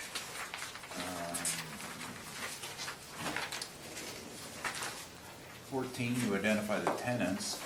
Unit 3050L, is that retail? 3050L. Portage West Auto Service. Looks like some sort of service garage. So I haven't been out and looked at it. I haven't inspected that particular property, no. So you have a service garage and a strip mall, so with that, shouldn't that impact your rates and your model? No, I think overall it's still classified as a strip. If they would have set up a secondary income stream for the service garages, maybe.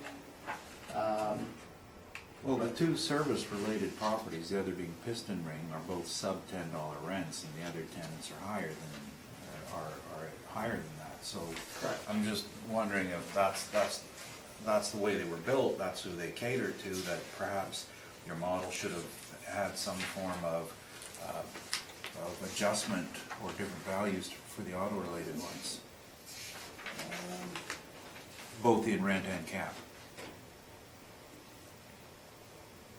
Yeah, the rents are lower, but yeah, maybe the cap.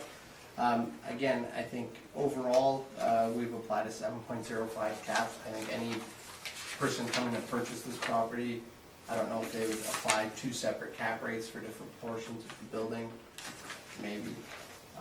Well, I mean, just that your lowest rented producer in the building is the service, and it's also at the highest end of the range in rents. Was what I was wondering right there. Okay. Yeah, I'm not too certain. You know, there may be a way that you can have this set up with multiple income streams that would apply a different set of rental parameters and cap rate parameters for the service garage, but that's not what we're working with today. It's all under a strip mall, that's how it's. That's my question, thanks. Mr. McIntyre? Given that the service garage only occupies 2,166 square feet, is that why you treated this as a strip mall? That could be part of it. I mean, obviously the piston ring is a bit larger, 6,300 square feet. But yeah, it's, the other one at least falls within the normal size that we're seeing for the other retail units within this property. Does Piston Ring do any service in their facility, or is it just retail? I'm not certain, actually. It looks like it's an auto parts store. I don't see any entrance in regards to a vehicle bay or any service bay, anything like that. So it's very possible it is just a retail outlet. And was a sales mailer sent out in regard to the 2017 set?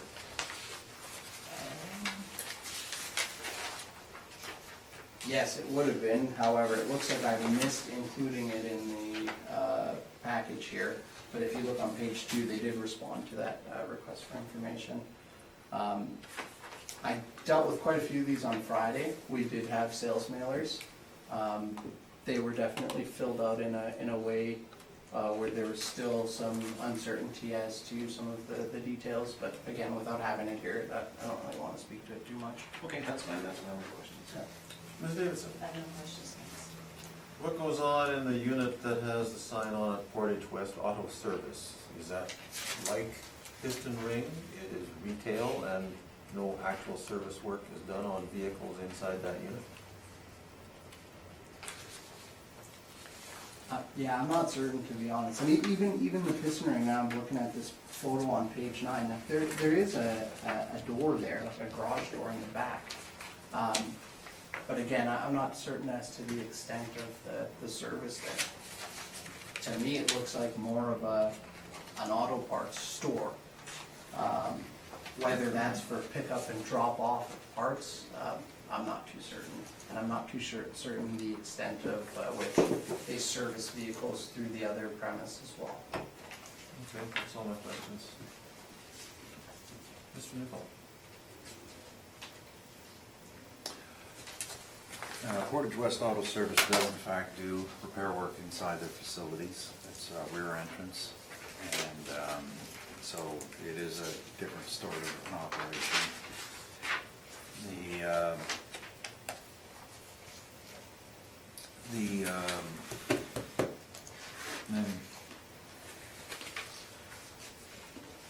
The actual income on it for the 10-month period that they had submitted is $135,000 net as full, and we've extrapolated that to $162,000, and that's what's been applied. This is a semi-gross establishment. The rents are in the process of being changed to net rents, and there are changes in them, and the assessor's rental information, for example, does provide some post-reference material in regard to that movement on the rents. But at the time of the April 1st, 2018, it would have been reliably set at $162,000. One of the things we do with these sites is we provide post-reference information on income just to see if our extrapolation made sense, not for you to rely on. In this case, the full 2018 NOI was $159,000, and we're using $162,000. It shows that there's revenue growth, and shows that our projections are reasonable. So applied to that is 4% vacancy, which is market for Westwood, and no non-recoverables, because this is a semi-gross and that they have already been taken into consideration. Shortfall based on actuals, not much different than the assessor, and we end up with an NOI of $146,309 after those, which is about an $8,000 difference from what the assessor has. Now, on the cap rate side, we went through these properties on this portfolio a great deal on Friday, and the conclusion on it was there's a very basic principle to valuation on cap rates, and stronger than any other principle that you would have heard on caps. if your site has potential to make more money and based not just on market but physical issues, then the cap has to be lower because an investor will be attracted to it on its ability to increase its revenue. If your site is at the top of its market already and has nowhere to go, well, your cap will have to reflect that, will have to be higher because there's nowhere to go. It's all about what's the future going to hold. Well, we can't look into the future under the Act. We can look at the potential of the site to improve its income. And a site that has the ability to improve its income has got to be capped lower.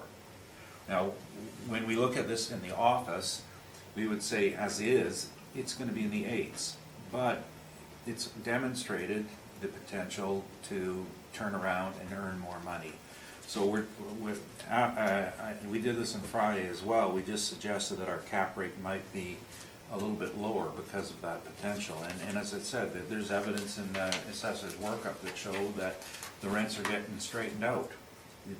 The renewals are coming in with nets more clearly defined and higher recoveries. And if you know how these statements operate, you can see that there's line item changes on recoveries that as a lease is renewed, it's moving to full recovery, and that's an increase in revenue. So we're changing the cap to 7.5 as a result of that. The value then is $1,950,787, rounded to $1,951,000, and a reasonable increase over last year. And I'm a little concerned about, and we discussed this about the portfolio sale, so I'm just going to hand this out.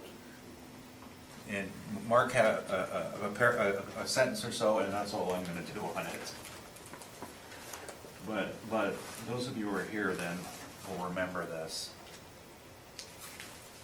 This is just talks about the reliance on multi-role sales, and in it they are the sales, the cover page from the income and expense questionnaires submitted by Colliers on behalf of this property and several other owned by the same, the next one, 3166 Portage.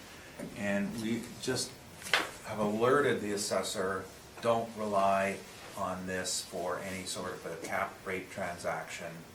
We told you up front, it's just not that sort of property. And without going through that, spending another hour like we did last Friday, that we'll leave it at that. Questions? I have no questions. Mr. McIntyre? No, just I've seen this document before. Yeah, no, I know, but not in context of the actual property. It was in context of explaining the cap rate issue. Right. Ms. Davidson? I have no questions, thank you. Between you and the assessor, who's got the more recent photos of the front?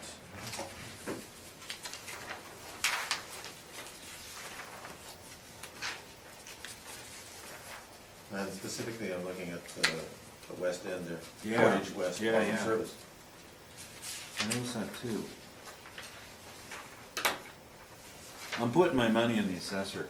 Yeah, I think what they did was a refresh on the exterior. If you look at page 8 of my brief, you can see that they're in the process of doing that when the Google car drove by. I would probably think that these photos are newer than the ones in Mr. Newfield's. Yeah, I think ours are recycled from last year.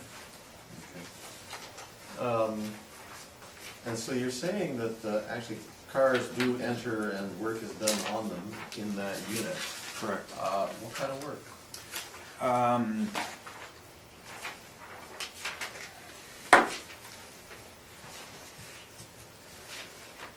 You know, I've only been in that unit once.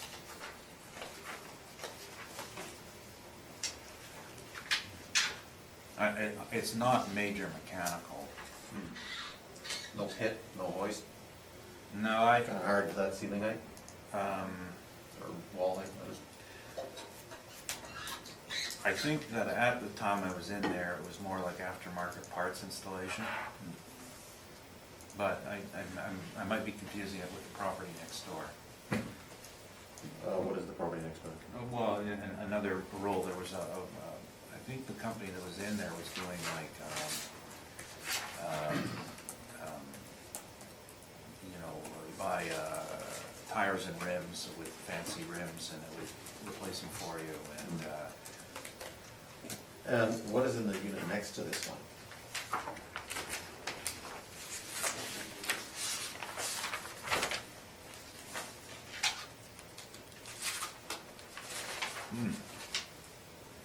computer store. There's no issue with limited auto service Well, being next it- door? it- Isn't this rather unusual in a strip mall? Yes and no, but look at the overhead, and you'll notice that there are 5 building sections. So we've got firewalls between the sections. The, Separate heating, cooling systems? yes, yeah, you can see in the overhead that there's, each of these units has their own system, and I gotta look for, who's got the best zoom in on the roof? Well, the one on the absolute west has the 2 units on the roof, and then beside it is a separate building with 2 more units, and then the next one has 3 units, and then the piston ring has the 2. Okay. I think what makes this building somewhat conducive to this style of use is because there's 2 automotive users, and there's a vet in there, and then there's computers and vacuum, and I don't know what sort of doctor this is in there, but they have, it appears to be firewalls between these units. It was, and you'll note that it originally had separate property addresses too, so it was never built as one. Okay, thank you very much. That's all my questions. That takes care of that one.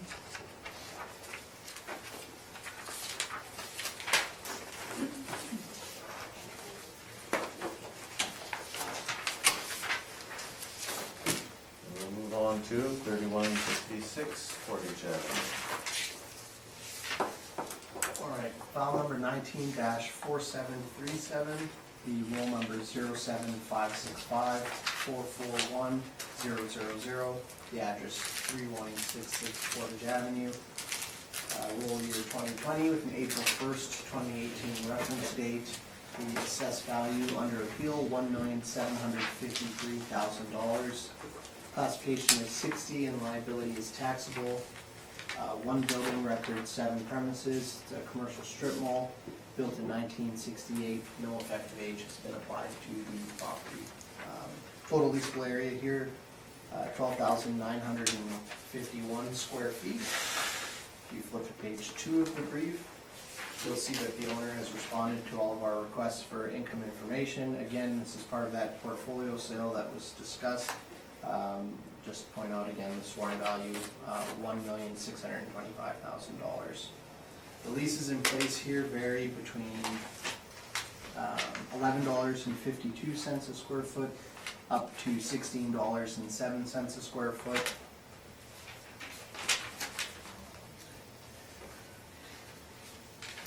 If you flip to page 3, you'll see the rental comparables that I've used for this particular property.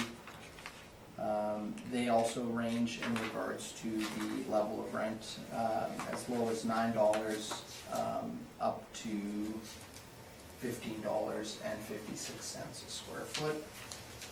Flip to page 4 of the brief, you'll see the income workup as produced by the model.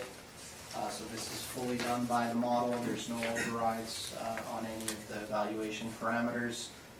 Again, the total leasable area, 12,951 square feet for the modeled rents vary.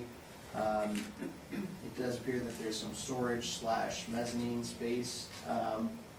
$4.59 for that space. That's the low end of the modeled rents. The rest of the rents kind of vary between $10.74 up to $12 or $13.21.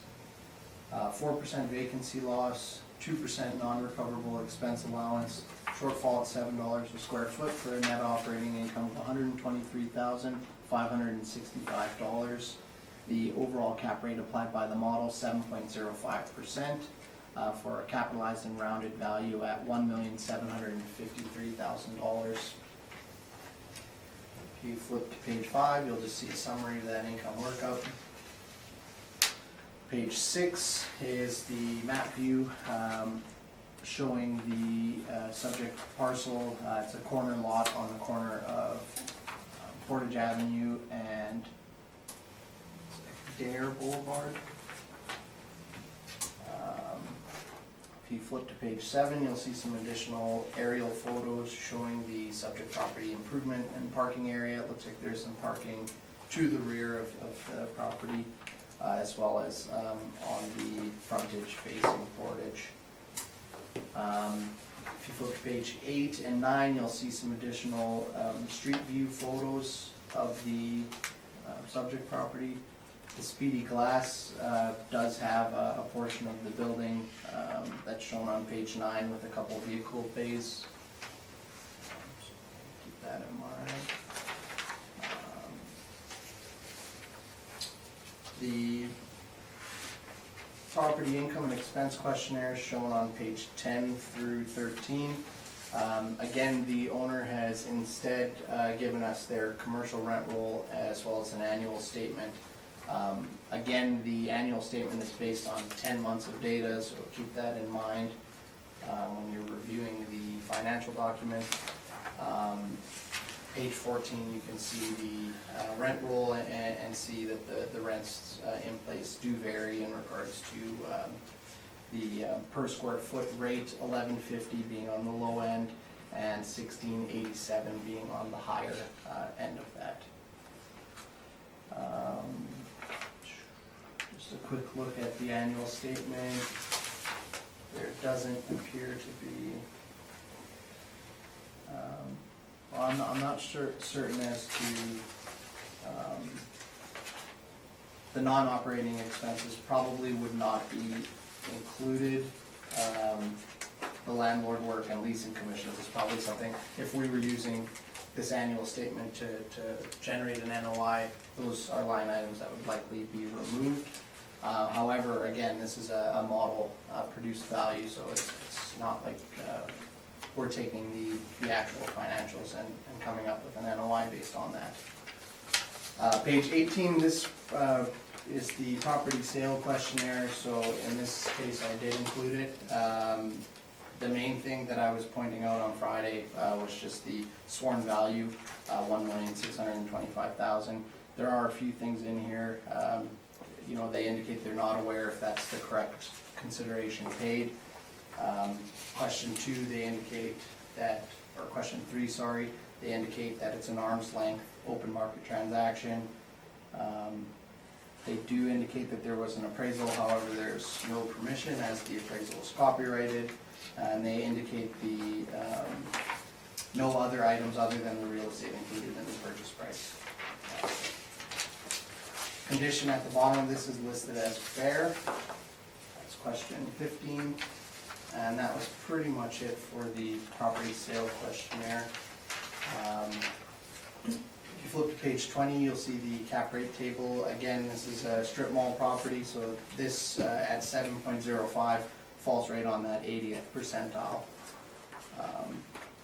Page 21 is some excerpts from the Municipal Assessment Act, and page 22 through to the back of the brief is the standard City of Winnipeg addenda package. That is my presentation for this property. I'm open to any questions. Mr. Russo? Page 4 and 5, is this all from the model?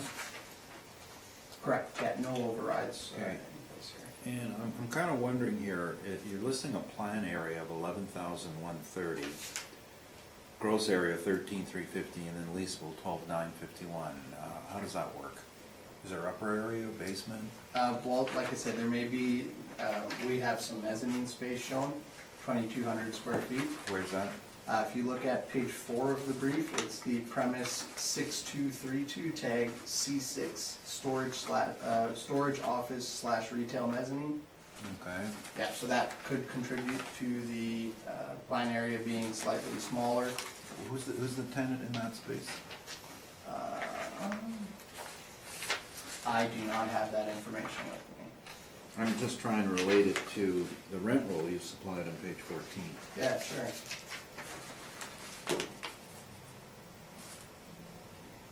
I'm not too certain as to who would be in the space there. It looks like there may be a toss-in space to one of these other premises. As to who specifically, hard for me to say.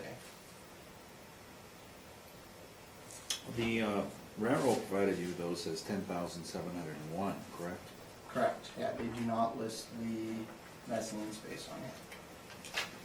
Does not appear that way. So has anyone been out to see, what's wrong with the owner's word that he's not getting rent on it, it's not space? Yeah, so in instances like this, it could be historical city record had a mezzanine space. We're including it in our valuations, we're saying it's leasable space. The owner may have a different interpretation as to what that space is, if they're able to generate a rent on it. Again, it may be a toss-in space. So perhaps they went to the trouble of getting a professional measurement at some point in time. They may have, I'm not certain. Okay. And in this case, same question we had before, this is all done as a strip mall, right? Correct. And there's no doubt in your mind that Speedy Glass brings cars in to do service work on them? It does appear that way from the photos, yes. Page 9? Yep. Okay, thank you. Mr. McIntyre? I have no questions. Ms. Davidson? I have no questions. And I have no questions. Mr. Newfeld? Thank you. So in regard to the leasable area, appears to me that when I compare these side by side, that the space unit number 2, they have at 1,120 square feet, and it looks to me like that would correspond, I'm not entirely sure, to the one that the city has with the mezzanine space. The rest, I believe, match up, or a few feet off here or there. So, they've provided their number and their rent roll, and, if they don't, they get severely penalized. So first of all, I would suggest that the square footage be corrected. Then, 10,701 per the statement provided.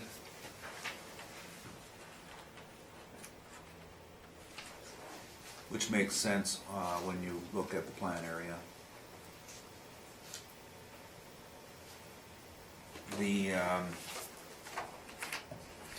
We're using, again, this is the same as the last property in regard to the nature of the sale. Now, so I'm matching Mark. When he brings up something, I guess I get to respond. The sale is a portfolio sale. It was a totally different style of investment.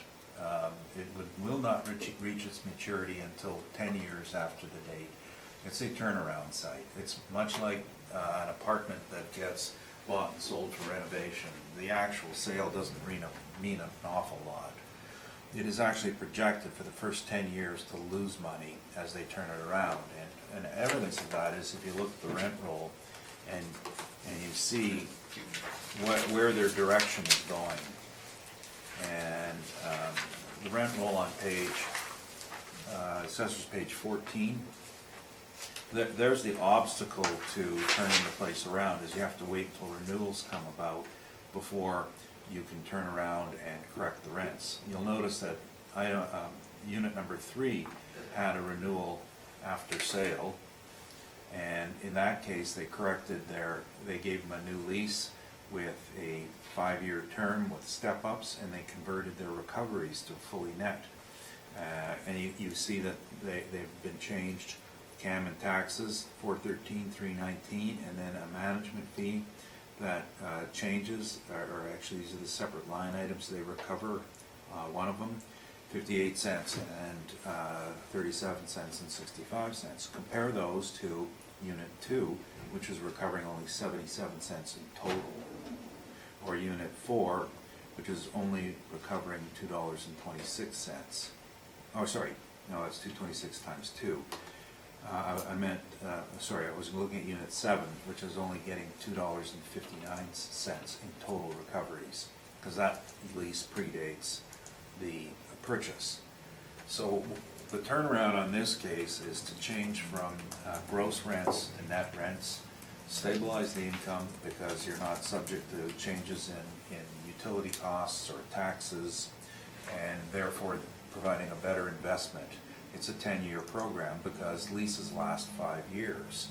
In order to turn it around, you have the 5-year window to do the change, and then another 5-year window as you stabilize. Because you're going to lose tenants when you up the rents and turn them into net tenants, and that's the whole plan on this property. That's why the sales questionnaire means absolutely nothing. It's not something you would reliably depend on, because it was never based on in-place income. It was based on a projection of income 10 years from now. The calculation of this income, as you can see at the bottom of page 1, shows that the previous, the part year was 49,000 NOI, adjusted to a full year to 59,000. However, we do agree somewhat with the assessor, and there were some costs in there that you normally wouldn't deal with. So we've adjusted it to 92,541 as the income, which is the two costs he identified. They belong, but not on a one-time expense. They've got to be amortized, in which that's what we did, and we used a very lengthy amortization period. They are going to continue to occur. The NOI, by the way, before it was purchased was $68,963 in 2016. So now we're showing a $92,000 NOI. That's the evidence I was telling you about, is that they're targeting towards a stronger, stable income. Vacancy, this area 4%. We don't use non-recoverables because it is still classified as a gross or semi-gross lease, so they have been considered already. And the other calculations are the structural reserve is the same. Don't believe in 2%. We believe in structural reserve, which is 25 cents a foot for 25 years, gets you $20 a year to replace your roof. $20 at the end of the 20 years to replace your roof. The shortfall rate is calculated from the actuals, and some of these, I think we have a variety of different utility costs where some units have it and some don't, but you'll notice that there are no recoveries for utilities in there, and you'll note from the pictures that there are separate gas lines running to each of the rooftop units. So that's why they wouldn't be reflected in the statements. But of course they are reflected in shortfall because you have to eat it while you're turning over. So we come up with an NOI of 81,826. As with the last property, this is a category strip or something like a strip with automotive influence. It's not something that makes the Collier's report, which we have between 7 and 8 as a typical. It's not superior. Normally, because if there was no upside in the income, this would be higher than 8. But we've already demonstrated upside in the income because you can see that the only renewal they got, although it's post-reference, we'll have a bump of 12% on its income in the upcoming years, and that's important to an investor. So that's why I think that the cap has to be lower than what we would normally expect in the 8s, and I have it at 7.5. It's not a typical 7.5 property in that this isn't based on stable income. This is based on the growth that we see down the road. So that comes up to 1,091,013. That's 1,091,013, rounded to 1,091,091. That's my presentation. Mr. Paulchulio. I have no questions. Yeah, I have no questions. Questions? A lot of pressure on you to come up with one now. $27.95 Pembina. A little variety again. File number 19-1711, the roll number 0309-298-5350, the address 2795 Pembina Highway. Roll year 2020 with an April 1st, 2018 reference date. The assessed value under appeal, $1,961,000. Classification is 60 and the liability is taxable. We show commercial strip mall, one building with 5 premises. Actual year built is 1981. No effective age has been applied to the subject property. The leasable area shown 13,100 square feet. And page 2, you'll see that the owner has responded to both requests for income information. And we show no subject sales history. Subject property leases in place vary between $4 a square foot all the way up to $21.37 a square foot, so quite a big range. If you flip to page 3, and probably just 3 for you guys, these are the rental comparables that I've selected for this brief. There is a range in regards to the rents, $13.63 being on the, or $13.57, sorry, being on the low end of that range, and as high as $18 a square foot on the higher end of that range, or $19 a square foot. If you flip to, and it's probably page 4 for you guys, is the income workup, correct? So this is a model produced value. The only thing here is that there was one rental rate that was overridden, and that's for the first premise there that's tagged C9. The $4 rent was used as an override. Everything else here is done by the model. Again, the leasable area, 13,100 square feet for a potential rent of $140,443. Vacancy loss at 4%. Non-recoverable expense allowance at 2%, and shortfall at $7 a square foot to arrive at a net operating income of $128,460. The overall cap rate applied by the model, 6.55%, for a capitalized and rounded value at $1,961,000. Flip to page 6, or I guess here page 5. It's just a summary of the income workup.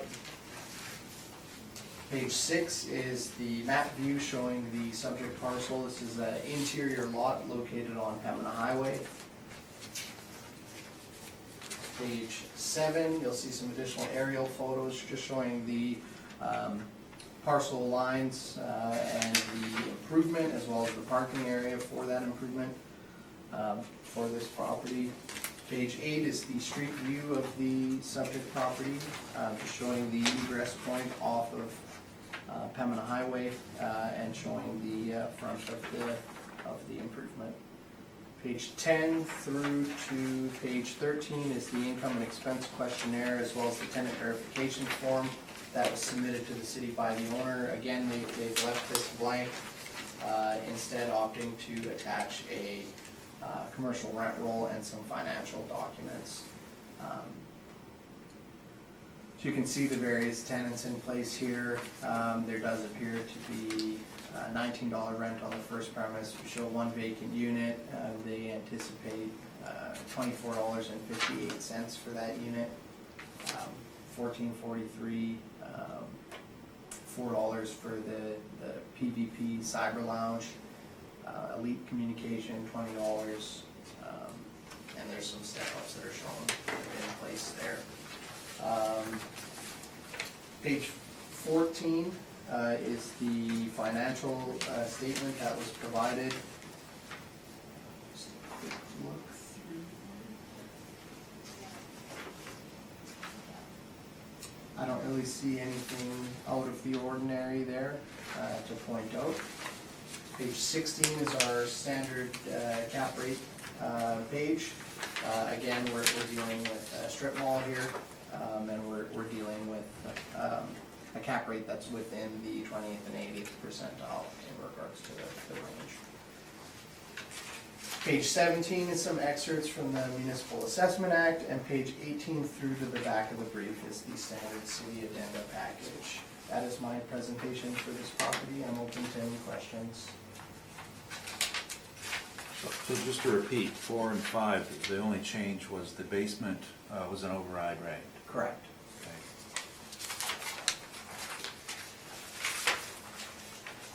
And the site is predominantly food service, I take it? Basement is, and 2 of the 3 units above are?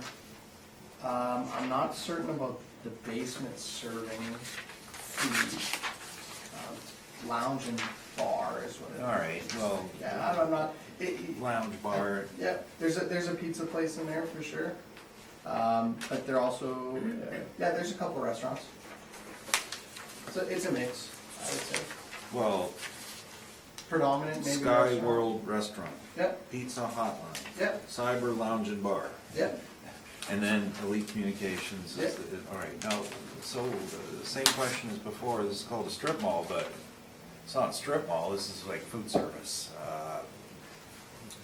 So, yeah. 90% food service. Well, but it's not a standalone restaurant either, right? No, I So understand. it's built as a strip, and that's why it's valued as a strip. What's it been in its life, do you know? No, I'm not aware of the history of the property. But again, the way that this building is constructed, the various commercial rental units that are there would indicate strip mall, not restaurant. So regardless of the tenants that are currently in place, we're not valuing it based on who the tenants are. We're valuing it based on how it's physically constructed and how it functions. So how was it, what was the basement physically constructed for? I'm not too certain. It was a European health spa. Okay. So that's not a strip mall either though, is it? Well, I mean, the main floor is a strip and there's a basement area underneath. It's an exercise facility, basically. Okay, well, I'm just wondering that.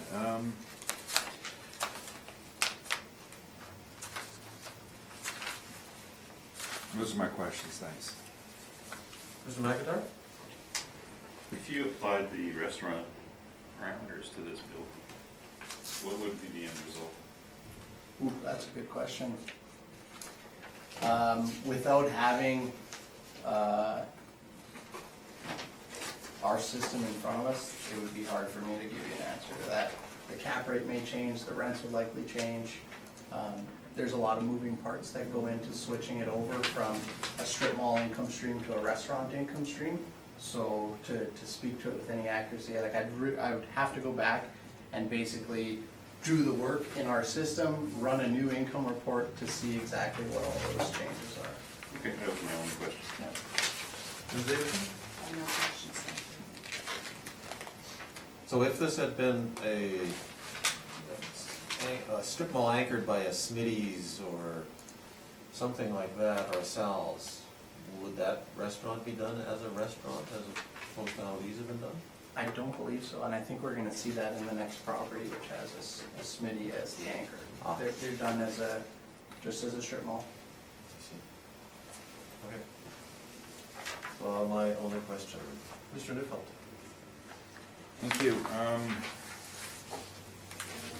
So again, we're looking at the statement and, oh, I see. Okay, I was just wondering, trying to read the workup here. So the statement is, shows, of course, looks to be about approximately 141,000 in revenue, and then recoveries and a shortfall in recovery. We're treating it as we think we can do this as a net style because there's only one real adjustment on here, and that would be well, actually 2 adjustments on here. One is there was a credit, and I'm looking on, sorry, I was reading the assessors because I was focused on it. I don't know if it's easier for you, instead of switching back and forth, but on its page 15, there was a credit of $7,900 that has to come off added back into the expenses, and then there's a line Sorry, item. where are you seeing Page 15. the, which line? Water and sewer, Okay. on the actual year-to-date. Okay. Yeah, and that, of course, the difference is that there should have been a debit in there, so it was a prior period adjustment. So their budget was 63, and instead they had an $8,000 credit. That's a $14,000 difference. And so if you take 149,277, subtract the 14,000, you get our number of 135,390. That's how we've calculated it. And as such, then we will treat it as a net, because that adjustment is irregular in there. In this case, there are non-recoverables, and they total 36,700, and so we're allowing 5% in for non-recoverables. And some of these happen every year. Some of these are one-time expenses, and you'll note, for example, legal fees of $3,000. That's going to occur every year. They can't recover that. So that's a fair call. We're trying to be very consistent. If your statements show you have non-recoverables and you're not a gross lease, then they're going to be included in the valuation. We have to stick to a principle, and the principle is real world. Follow the money.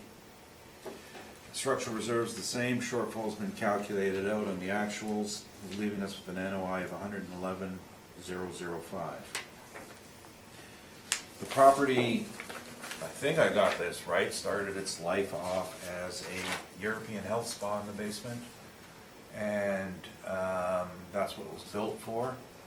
And then it became a pool hall. I know it was in there once or twice, late at night. I don't remember too well, but I know I was in there. And it's turned over numerous times. It seems like a good idea to have a bar in the restaurant, but their income history on this has been very, very spotty. It hasn't been a good performer in the basement. And the upper levels have traditionally been a pizza takeout place, has always been in there. And I think the Elite Communications has been in for quite some time under different historical names and that sort of service. Sorry, I'm looking at a picture from several years ago, Pizza Hotline, Benjamin Moore, and Sura Restaurant. So that's its history. And the basement at that time was Shooter's Billiard Lounge. So that, the concern here is that it was seemed like a good idea, but it's never really been able to attract a stable user base. Now, the other major problem on this, if you look at the photo on page 2, is the parking.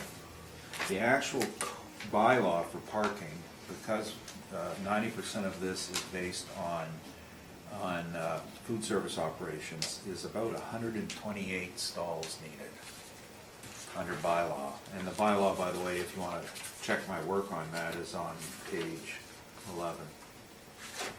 There are not 128 stalls on this site, and it has never had, but it's never operated to capacity requiring that, because the basement's always been vacant or turning over. That's one of the reasons why.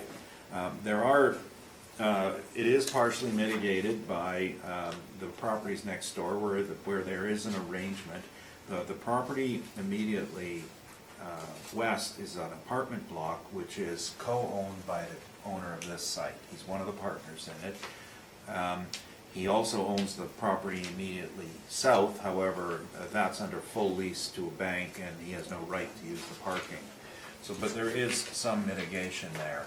again, like the other property I mentioned, put it on the market with its title restrictions, and you're going to have a parking problem. And the parking problem, regardless of code, whether it's legal non-conforming or not, it's again the market. That's why you're not getting tenants in the market if you don't have parking. We're deep in the suburbs. So the issues, as I see, are that the design and layout, meaning if you're relying on much income from the basement, it's a poor investment. In this regard, we had a couple of choices here, and one was to simply disregard the basement income altogether and cap it at a more conventional rate, or to include it in the income and cap it higher. And that would be the typical way that you would deal with it. Now, the assessor's number is not much different from mine in value, and he's got $26,800 of income allocated to the basement. So after expenses, maybe $20,000. So in my mind, you're thinking it's either earning $91,000 at a good cap rate or $111,000 at a bad cap rate. And the only reason I'm bringing up this methodology, because it's very similar to downtown office, where if you have a basement that is capable of commanding some sort of rent, there's a building on Gary, for example, that had a print shop in the basement, and there's some buildings that have space, it's always contributory income. It's not prime income, and an investor isn't really interested in that. It's more about contribution to overhead rather than an earning potential. Now, one of the properties I mentioned earlier as being a bad cap was on page 36, the bottom of it. So this is a strip mall that has bad space, being the second floor office. Very undesirable, it's generally vacant, turns over a lot, you're not getting good numbers on it. So that capped at 10.8. Whereas you compare that with other low-level strip malls, and they're going to cap near to 8%. Now, part of that might have to do with Sargent, and part of it has to do with the physical capability of the site. No one really wants second floor retail. No one really wants to rely on basement rents. You go to the market, and I can speak from experience on this. If you take a property to a bank and say, here's my appraisal, and by the way, I've put rent on the basement, the bank is going to say, okay, well, what's your number without the basement? Because we're not lending on it. That's the reality of life, and that's what caps are all about. Is they're not invented for assessors. Caps are invented for bankers, because they want to know if you can pay the mortgage back, and you're not putting any reliance on a basement. So 8.5 on the basement, or knock it off and it's more competitive in the 7s on the upper level. So the number will probably end up being the same, $1,306,000. Thank you. Mr. Delatorio. Just a question in regards to the coverage ratio of the parking. On here, it says it needs 52, yet we're stating north of 100. Well, you notice what they did on the 52 is the calculation was based on 13,199 for one. It has to be made in 13,900, which is the gross floor area. Okay. And they use 250 square feet per stall for retail, but and that's listed on page 11. But the person who did this failed to recognize that food service establishment So this is an error, this Yeah. 52? Yeah. or one stall per 100. So what did you say the number was? One stall per 100. About 128. Okay. I have no further questions. Mr. McIntyre? Yeah, I have no questions. Mrs. Davidson? This is just one property, but on page 37 of your report, 3554 Pembina, that retail strip is about the same age as this one, and its cap rate is 7.8. Yeah, right, and that's probably something you could look at without considering the negative impact of the basement space. So that's the main driver of the 8.5 is the Yes, like, I think that this site would command in the 7s. I think I've been very consistent today with how I look at the market. And South Winnipeg strip mall, even with the inferior level of the above-ground tenants, is still gonna get a good rate and take, but then you have to, if you forget about the income from the basement, contributory income, which is about, say, $20,000, you'd have an NOI of 91,000 and even a very competitive cap rate. It's still gonna get you 1.25 million. So contributory, my experience doing appraisals for lending is that the interest from people on basement space is, what happens in the real world is when an appraisal for a place like this gets brought before the lending committee, they look at it and they say, we don't want the basement space because it's all about risk. A basement space is gonna turn over and it'll be a year without a tenant sometimes, and then sometimes there'll be income. You can't pay the mortgage on that. So they're gonna disregard it, which by doing that is drives the caps up if you include it. So generally, to be safe, you just look at the upper level and you can afford to be slightly more aggressive on the cap on just dealing with the upper level and saying the basement, it's contributory, it's free. If it happens, it's great. If it doesn't happen, at least your loan won't go bad. Okay, thank you very much. Who is in the basement currently? Right now, it's called,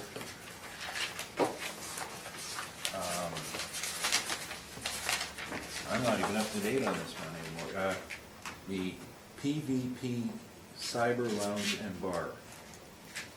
Okay, $4 rent, yeah. And prior, I was shooting billiards at one time, and when I first remembered it was a European health spa, and between that it was shooters, there was another place like that. Immaterial. Yeah. Well, I see from your photo on page 2, it still says Shooters, and it still says Jim's Home Improvements. Do you agree that that has not been there for quite some time?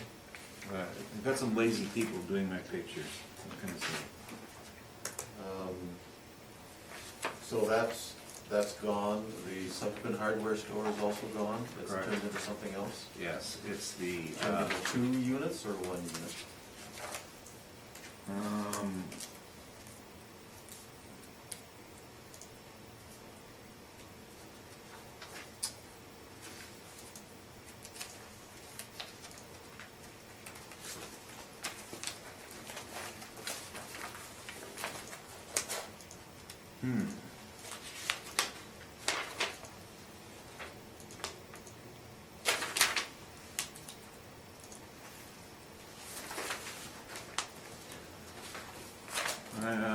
The latest statement shows Skyworld Restaurant taking half of it, and it looks like the other half is vacant.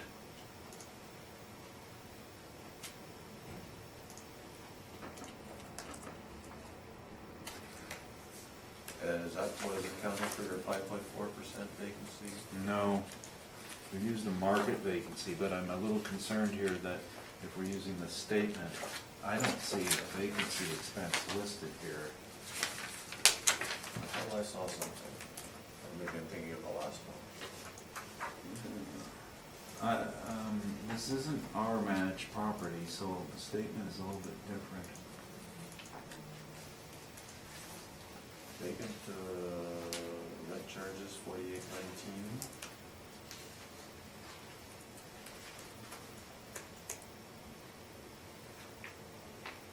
You know what you gotta do is just,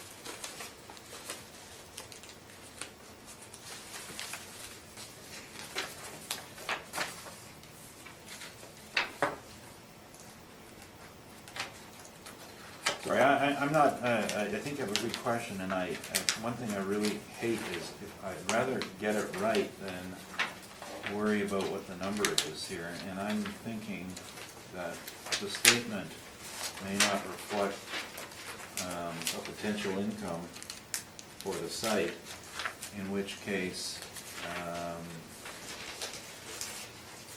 yeah, it was Jim's Home Improvement prior to that. And then Sura, Pizza Hotline. Is there not something in there between Jim's Home Improvement and what is there now? Well, Jim's Home Improvement ran to 2021, and they're not there now. But the sizes are different, 2,000. Pizza Hotline's the same. Okay, I see what happened. Elite took part of the space, and then part of it remained vacant.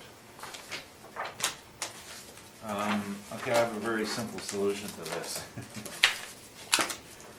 I provided you with a statement that includes, doesn't include the income for the vacant space. I think the simplest way of dealing with this is to take off the deductions for vacancy and shortfall, because they've been accounted for in the statement.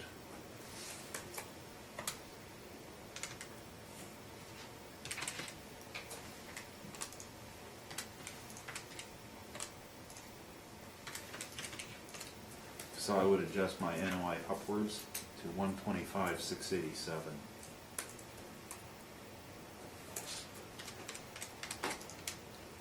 Which brings my value to 1,478,671, rounded to 1,479. And earlier you had a figure of 128,460 for NOI. Where did that, sorry, remind me, 128. where did that come from and how does that compare with Sorry, 1.5? Did I ever have a 128,460? That actually was the city's NOI. Oh, okay, sorry. Oh, You made reference to it and I was assuming that that was a revision that you were making. yeah, no, it was a mistaken read of the statement. I have to take responsibility for it. I could tell you I didn't do it, but that doesn't absolve me of. Okay, The but your NOI is the 125,600. Yeah, and for the record, even the assessor's NOI is acceptable as well at 128,460. I think they're close enough. I think our basic difference here is the cap.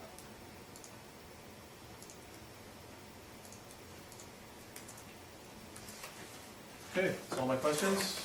Thank you. We will proceed to our last one, 2835,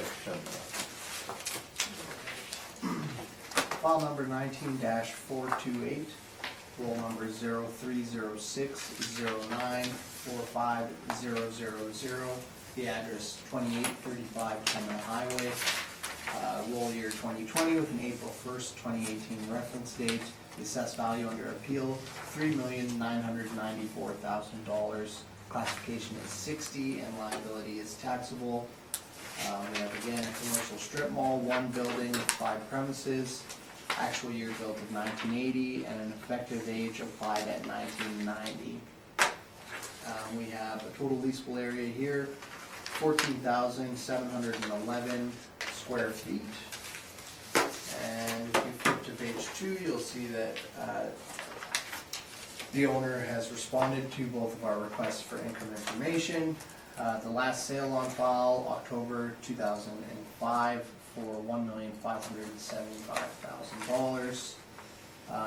The subject property leases in place vary between $15.01 upward of $22 a square foot. If you flip to page 3, you'll see the, or 3 and maybe 4 for you. Is it all on one page for you guys? Yeah, okay. So just page 3, you'll see the rental comparables that I've used for this brief. They range between $13.57 upwards to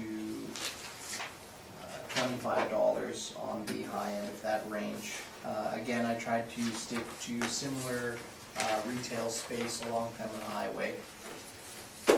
Page 4 of the brief is the income workup as produced by the model. This is done just by the model, there are no overrides in place here. Again, the total leasable area, 14,711 square feet. Potential rent based on modeled rents varying from $12.25 upwards of $20.90. The potential rent at $282,417. Vacancy at 4%, non-recoverable expense allowance at 2%, and shortfall at $7 a square foot to arrive at a net operating income of $261,579. The overall cap rate applied by the model, 6.55%, for a capitalized and rounded value at $3,994,000. Flip to page 5, you'll see just a summary of that income workup. Page 6 is a map view showing the subject parcel, that corner lot located on the corner of Pembina Highway and Killarney Avenue, or Kirkbridge Drive, depending on which way you're going. Page 7, you'll see some additional aerial photos of the subject property. It shows the improvement as well as the parking area. Page 8 is just street view photos of the subject property. Page 10 through to, oh, sorry, that's page 9 for you guys, through to page 12 is the blank income and expense questionnaires that were returned by the owner. Again, they've opted to send us their balance sheet. Just a quick look.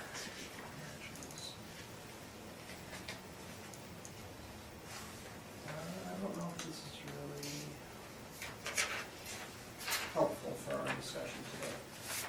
The balance sheet and kind of lists their assets and stuff, doesn't really go through the income and expense information. Keep that in mind when you're having a look at that. Oh, perfect. Page 15 is the income statement. That's the more relevant portion. So that kind of breaks down the income and expenses for the property for the year ending December 31st, 2017.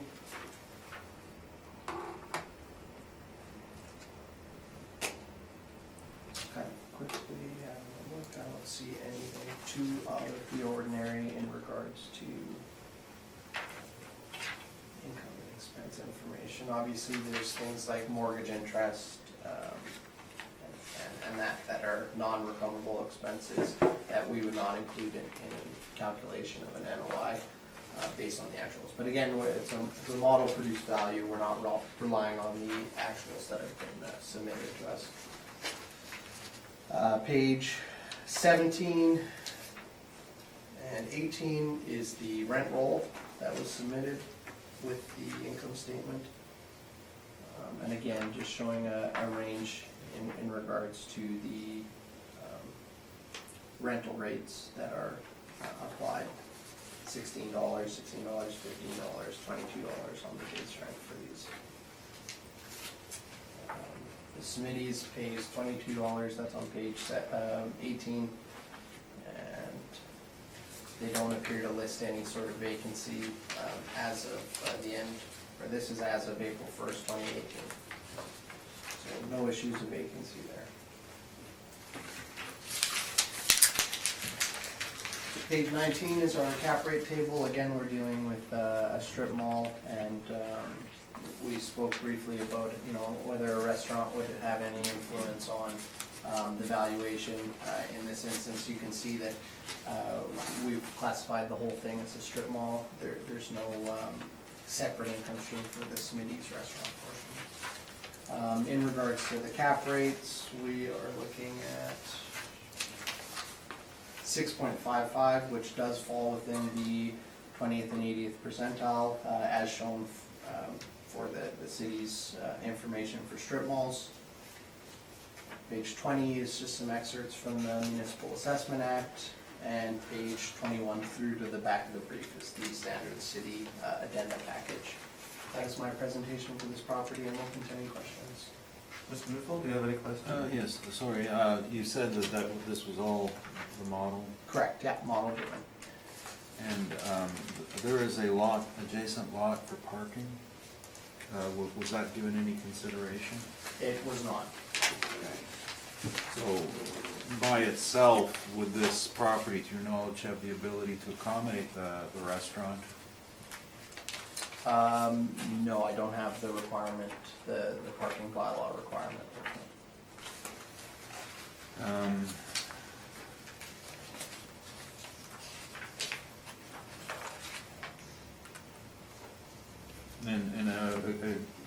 Like the last ones, there's no dual revenue stream that breaks the restaurant out in a different risk category for vacancy or cap, is there? It's Correct. all under strip mall. Correct. In this case, it is the dominant user, correct?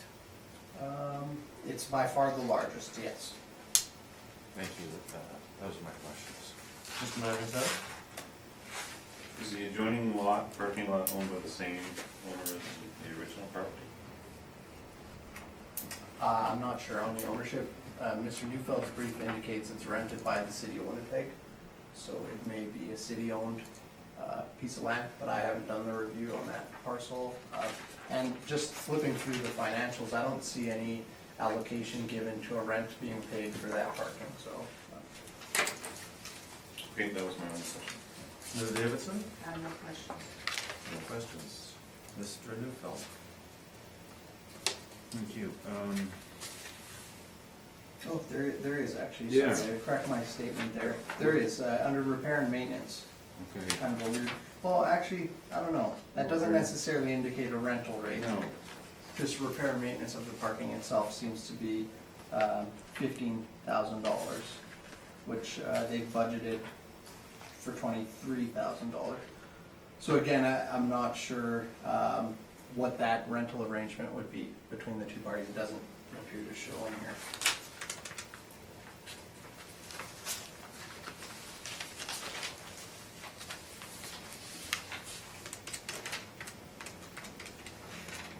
Okay.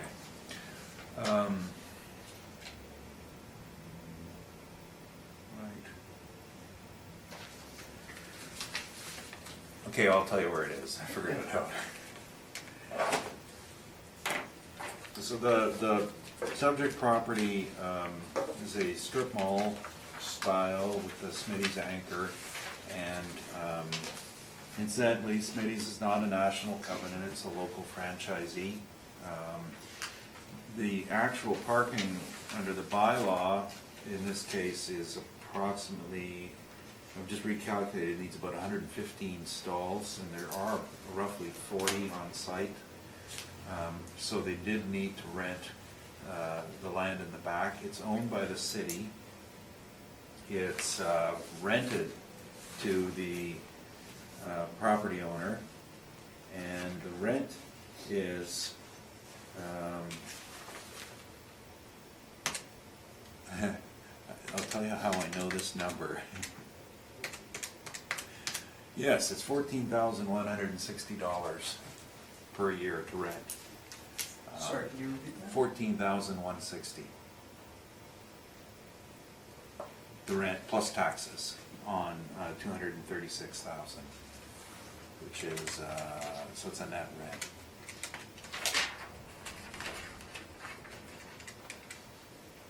So the taxes are another $5,600 or so.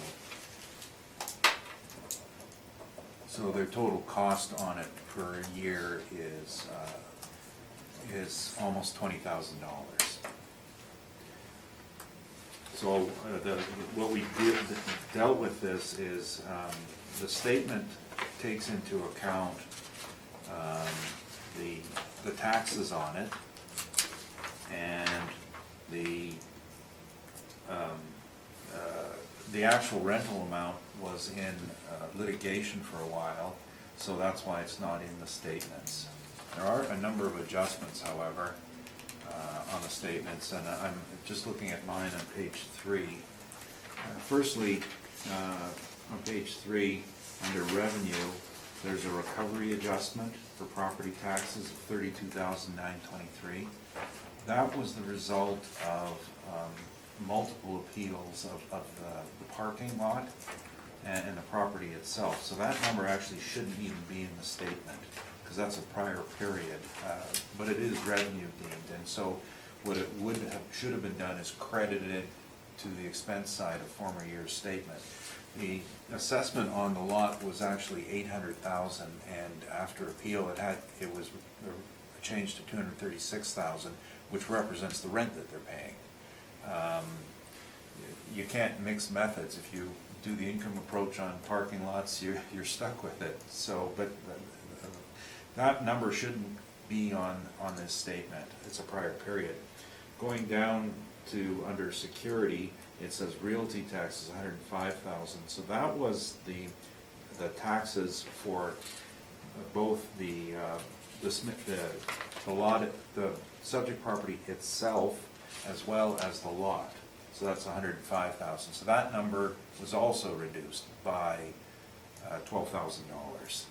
So we have a number of adjustments on it. And by the way, I didn't do anything with these. I'm just explaining to you. The $32,000 income shouldn't be there, and $12,000 in expenses should be lower on here. And this all relates to the operation. So the statement, in the way I read it right now, shows that the potential rent revenue is $285,000, and the statement, if you go to the end and to the category of earnings before non-recoverable, is $291 less the $6,800 below, so or $284,000. So what this tells me, of course, is in its current setup, it's fully recovering all of its expenses.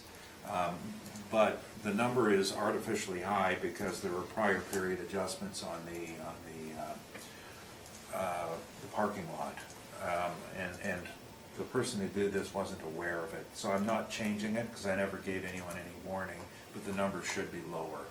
However, it is what it is, and so we put in at almost $284,000, which does represent the bottom line of a fully recovered site. The vacancy we applied is the retail overall with Fort Garry influence, which is slightly higher. And Fort Garry is a relatively broad area in that it covers geographically a lot of different property, because Pembina Highway is quite long, and there are 98 properties and 4 million square feet of inventory. And some of it is dominated by, for example, the new shops at Seasons Tuxedo. Mr. Sorry to interrupt. Just if you could perhaps hit the highlights. I'm looking at the time. I'm sorry. And the fact this room is booked. Moving at 1 along. o'clock. Moving Other along, people here need to have their lunch before they're on at 1 o'clock. the building was fully occupied. The NOI we've had after vacancy off is $253,000, and applied a cap rate of 8%. The 8% is deemed on the riskiness of losing the lot next door. They're on a termination style agreement with the city. They tried to sell it last year, didn't want to renew it because they think it's worth more, so they could lose it. And if they lose it, the parking, it's quite a disastrous issue for them. That's why we've capped it so high at 8%. If it kept its parking, it's going to be in the 7s. It doesn't. And in addition, we've subtracted the assessment for the parcel next door because all of the expenses are contained in here, and it's one economic unit. Our number $2,936,000. And incidentally, last year's assessment appeal did not consider this lot. We only began working on it 2 years ago. Mr. Julio? I have no questions. McIntyre? I have no questions. I just have a quick question.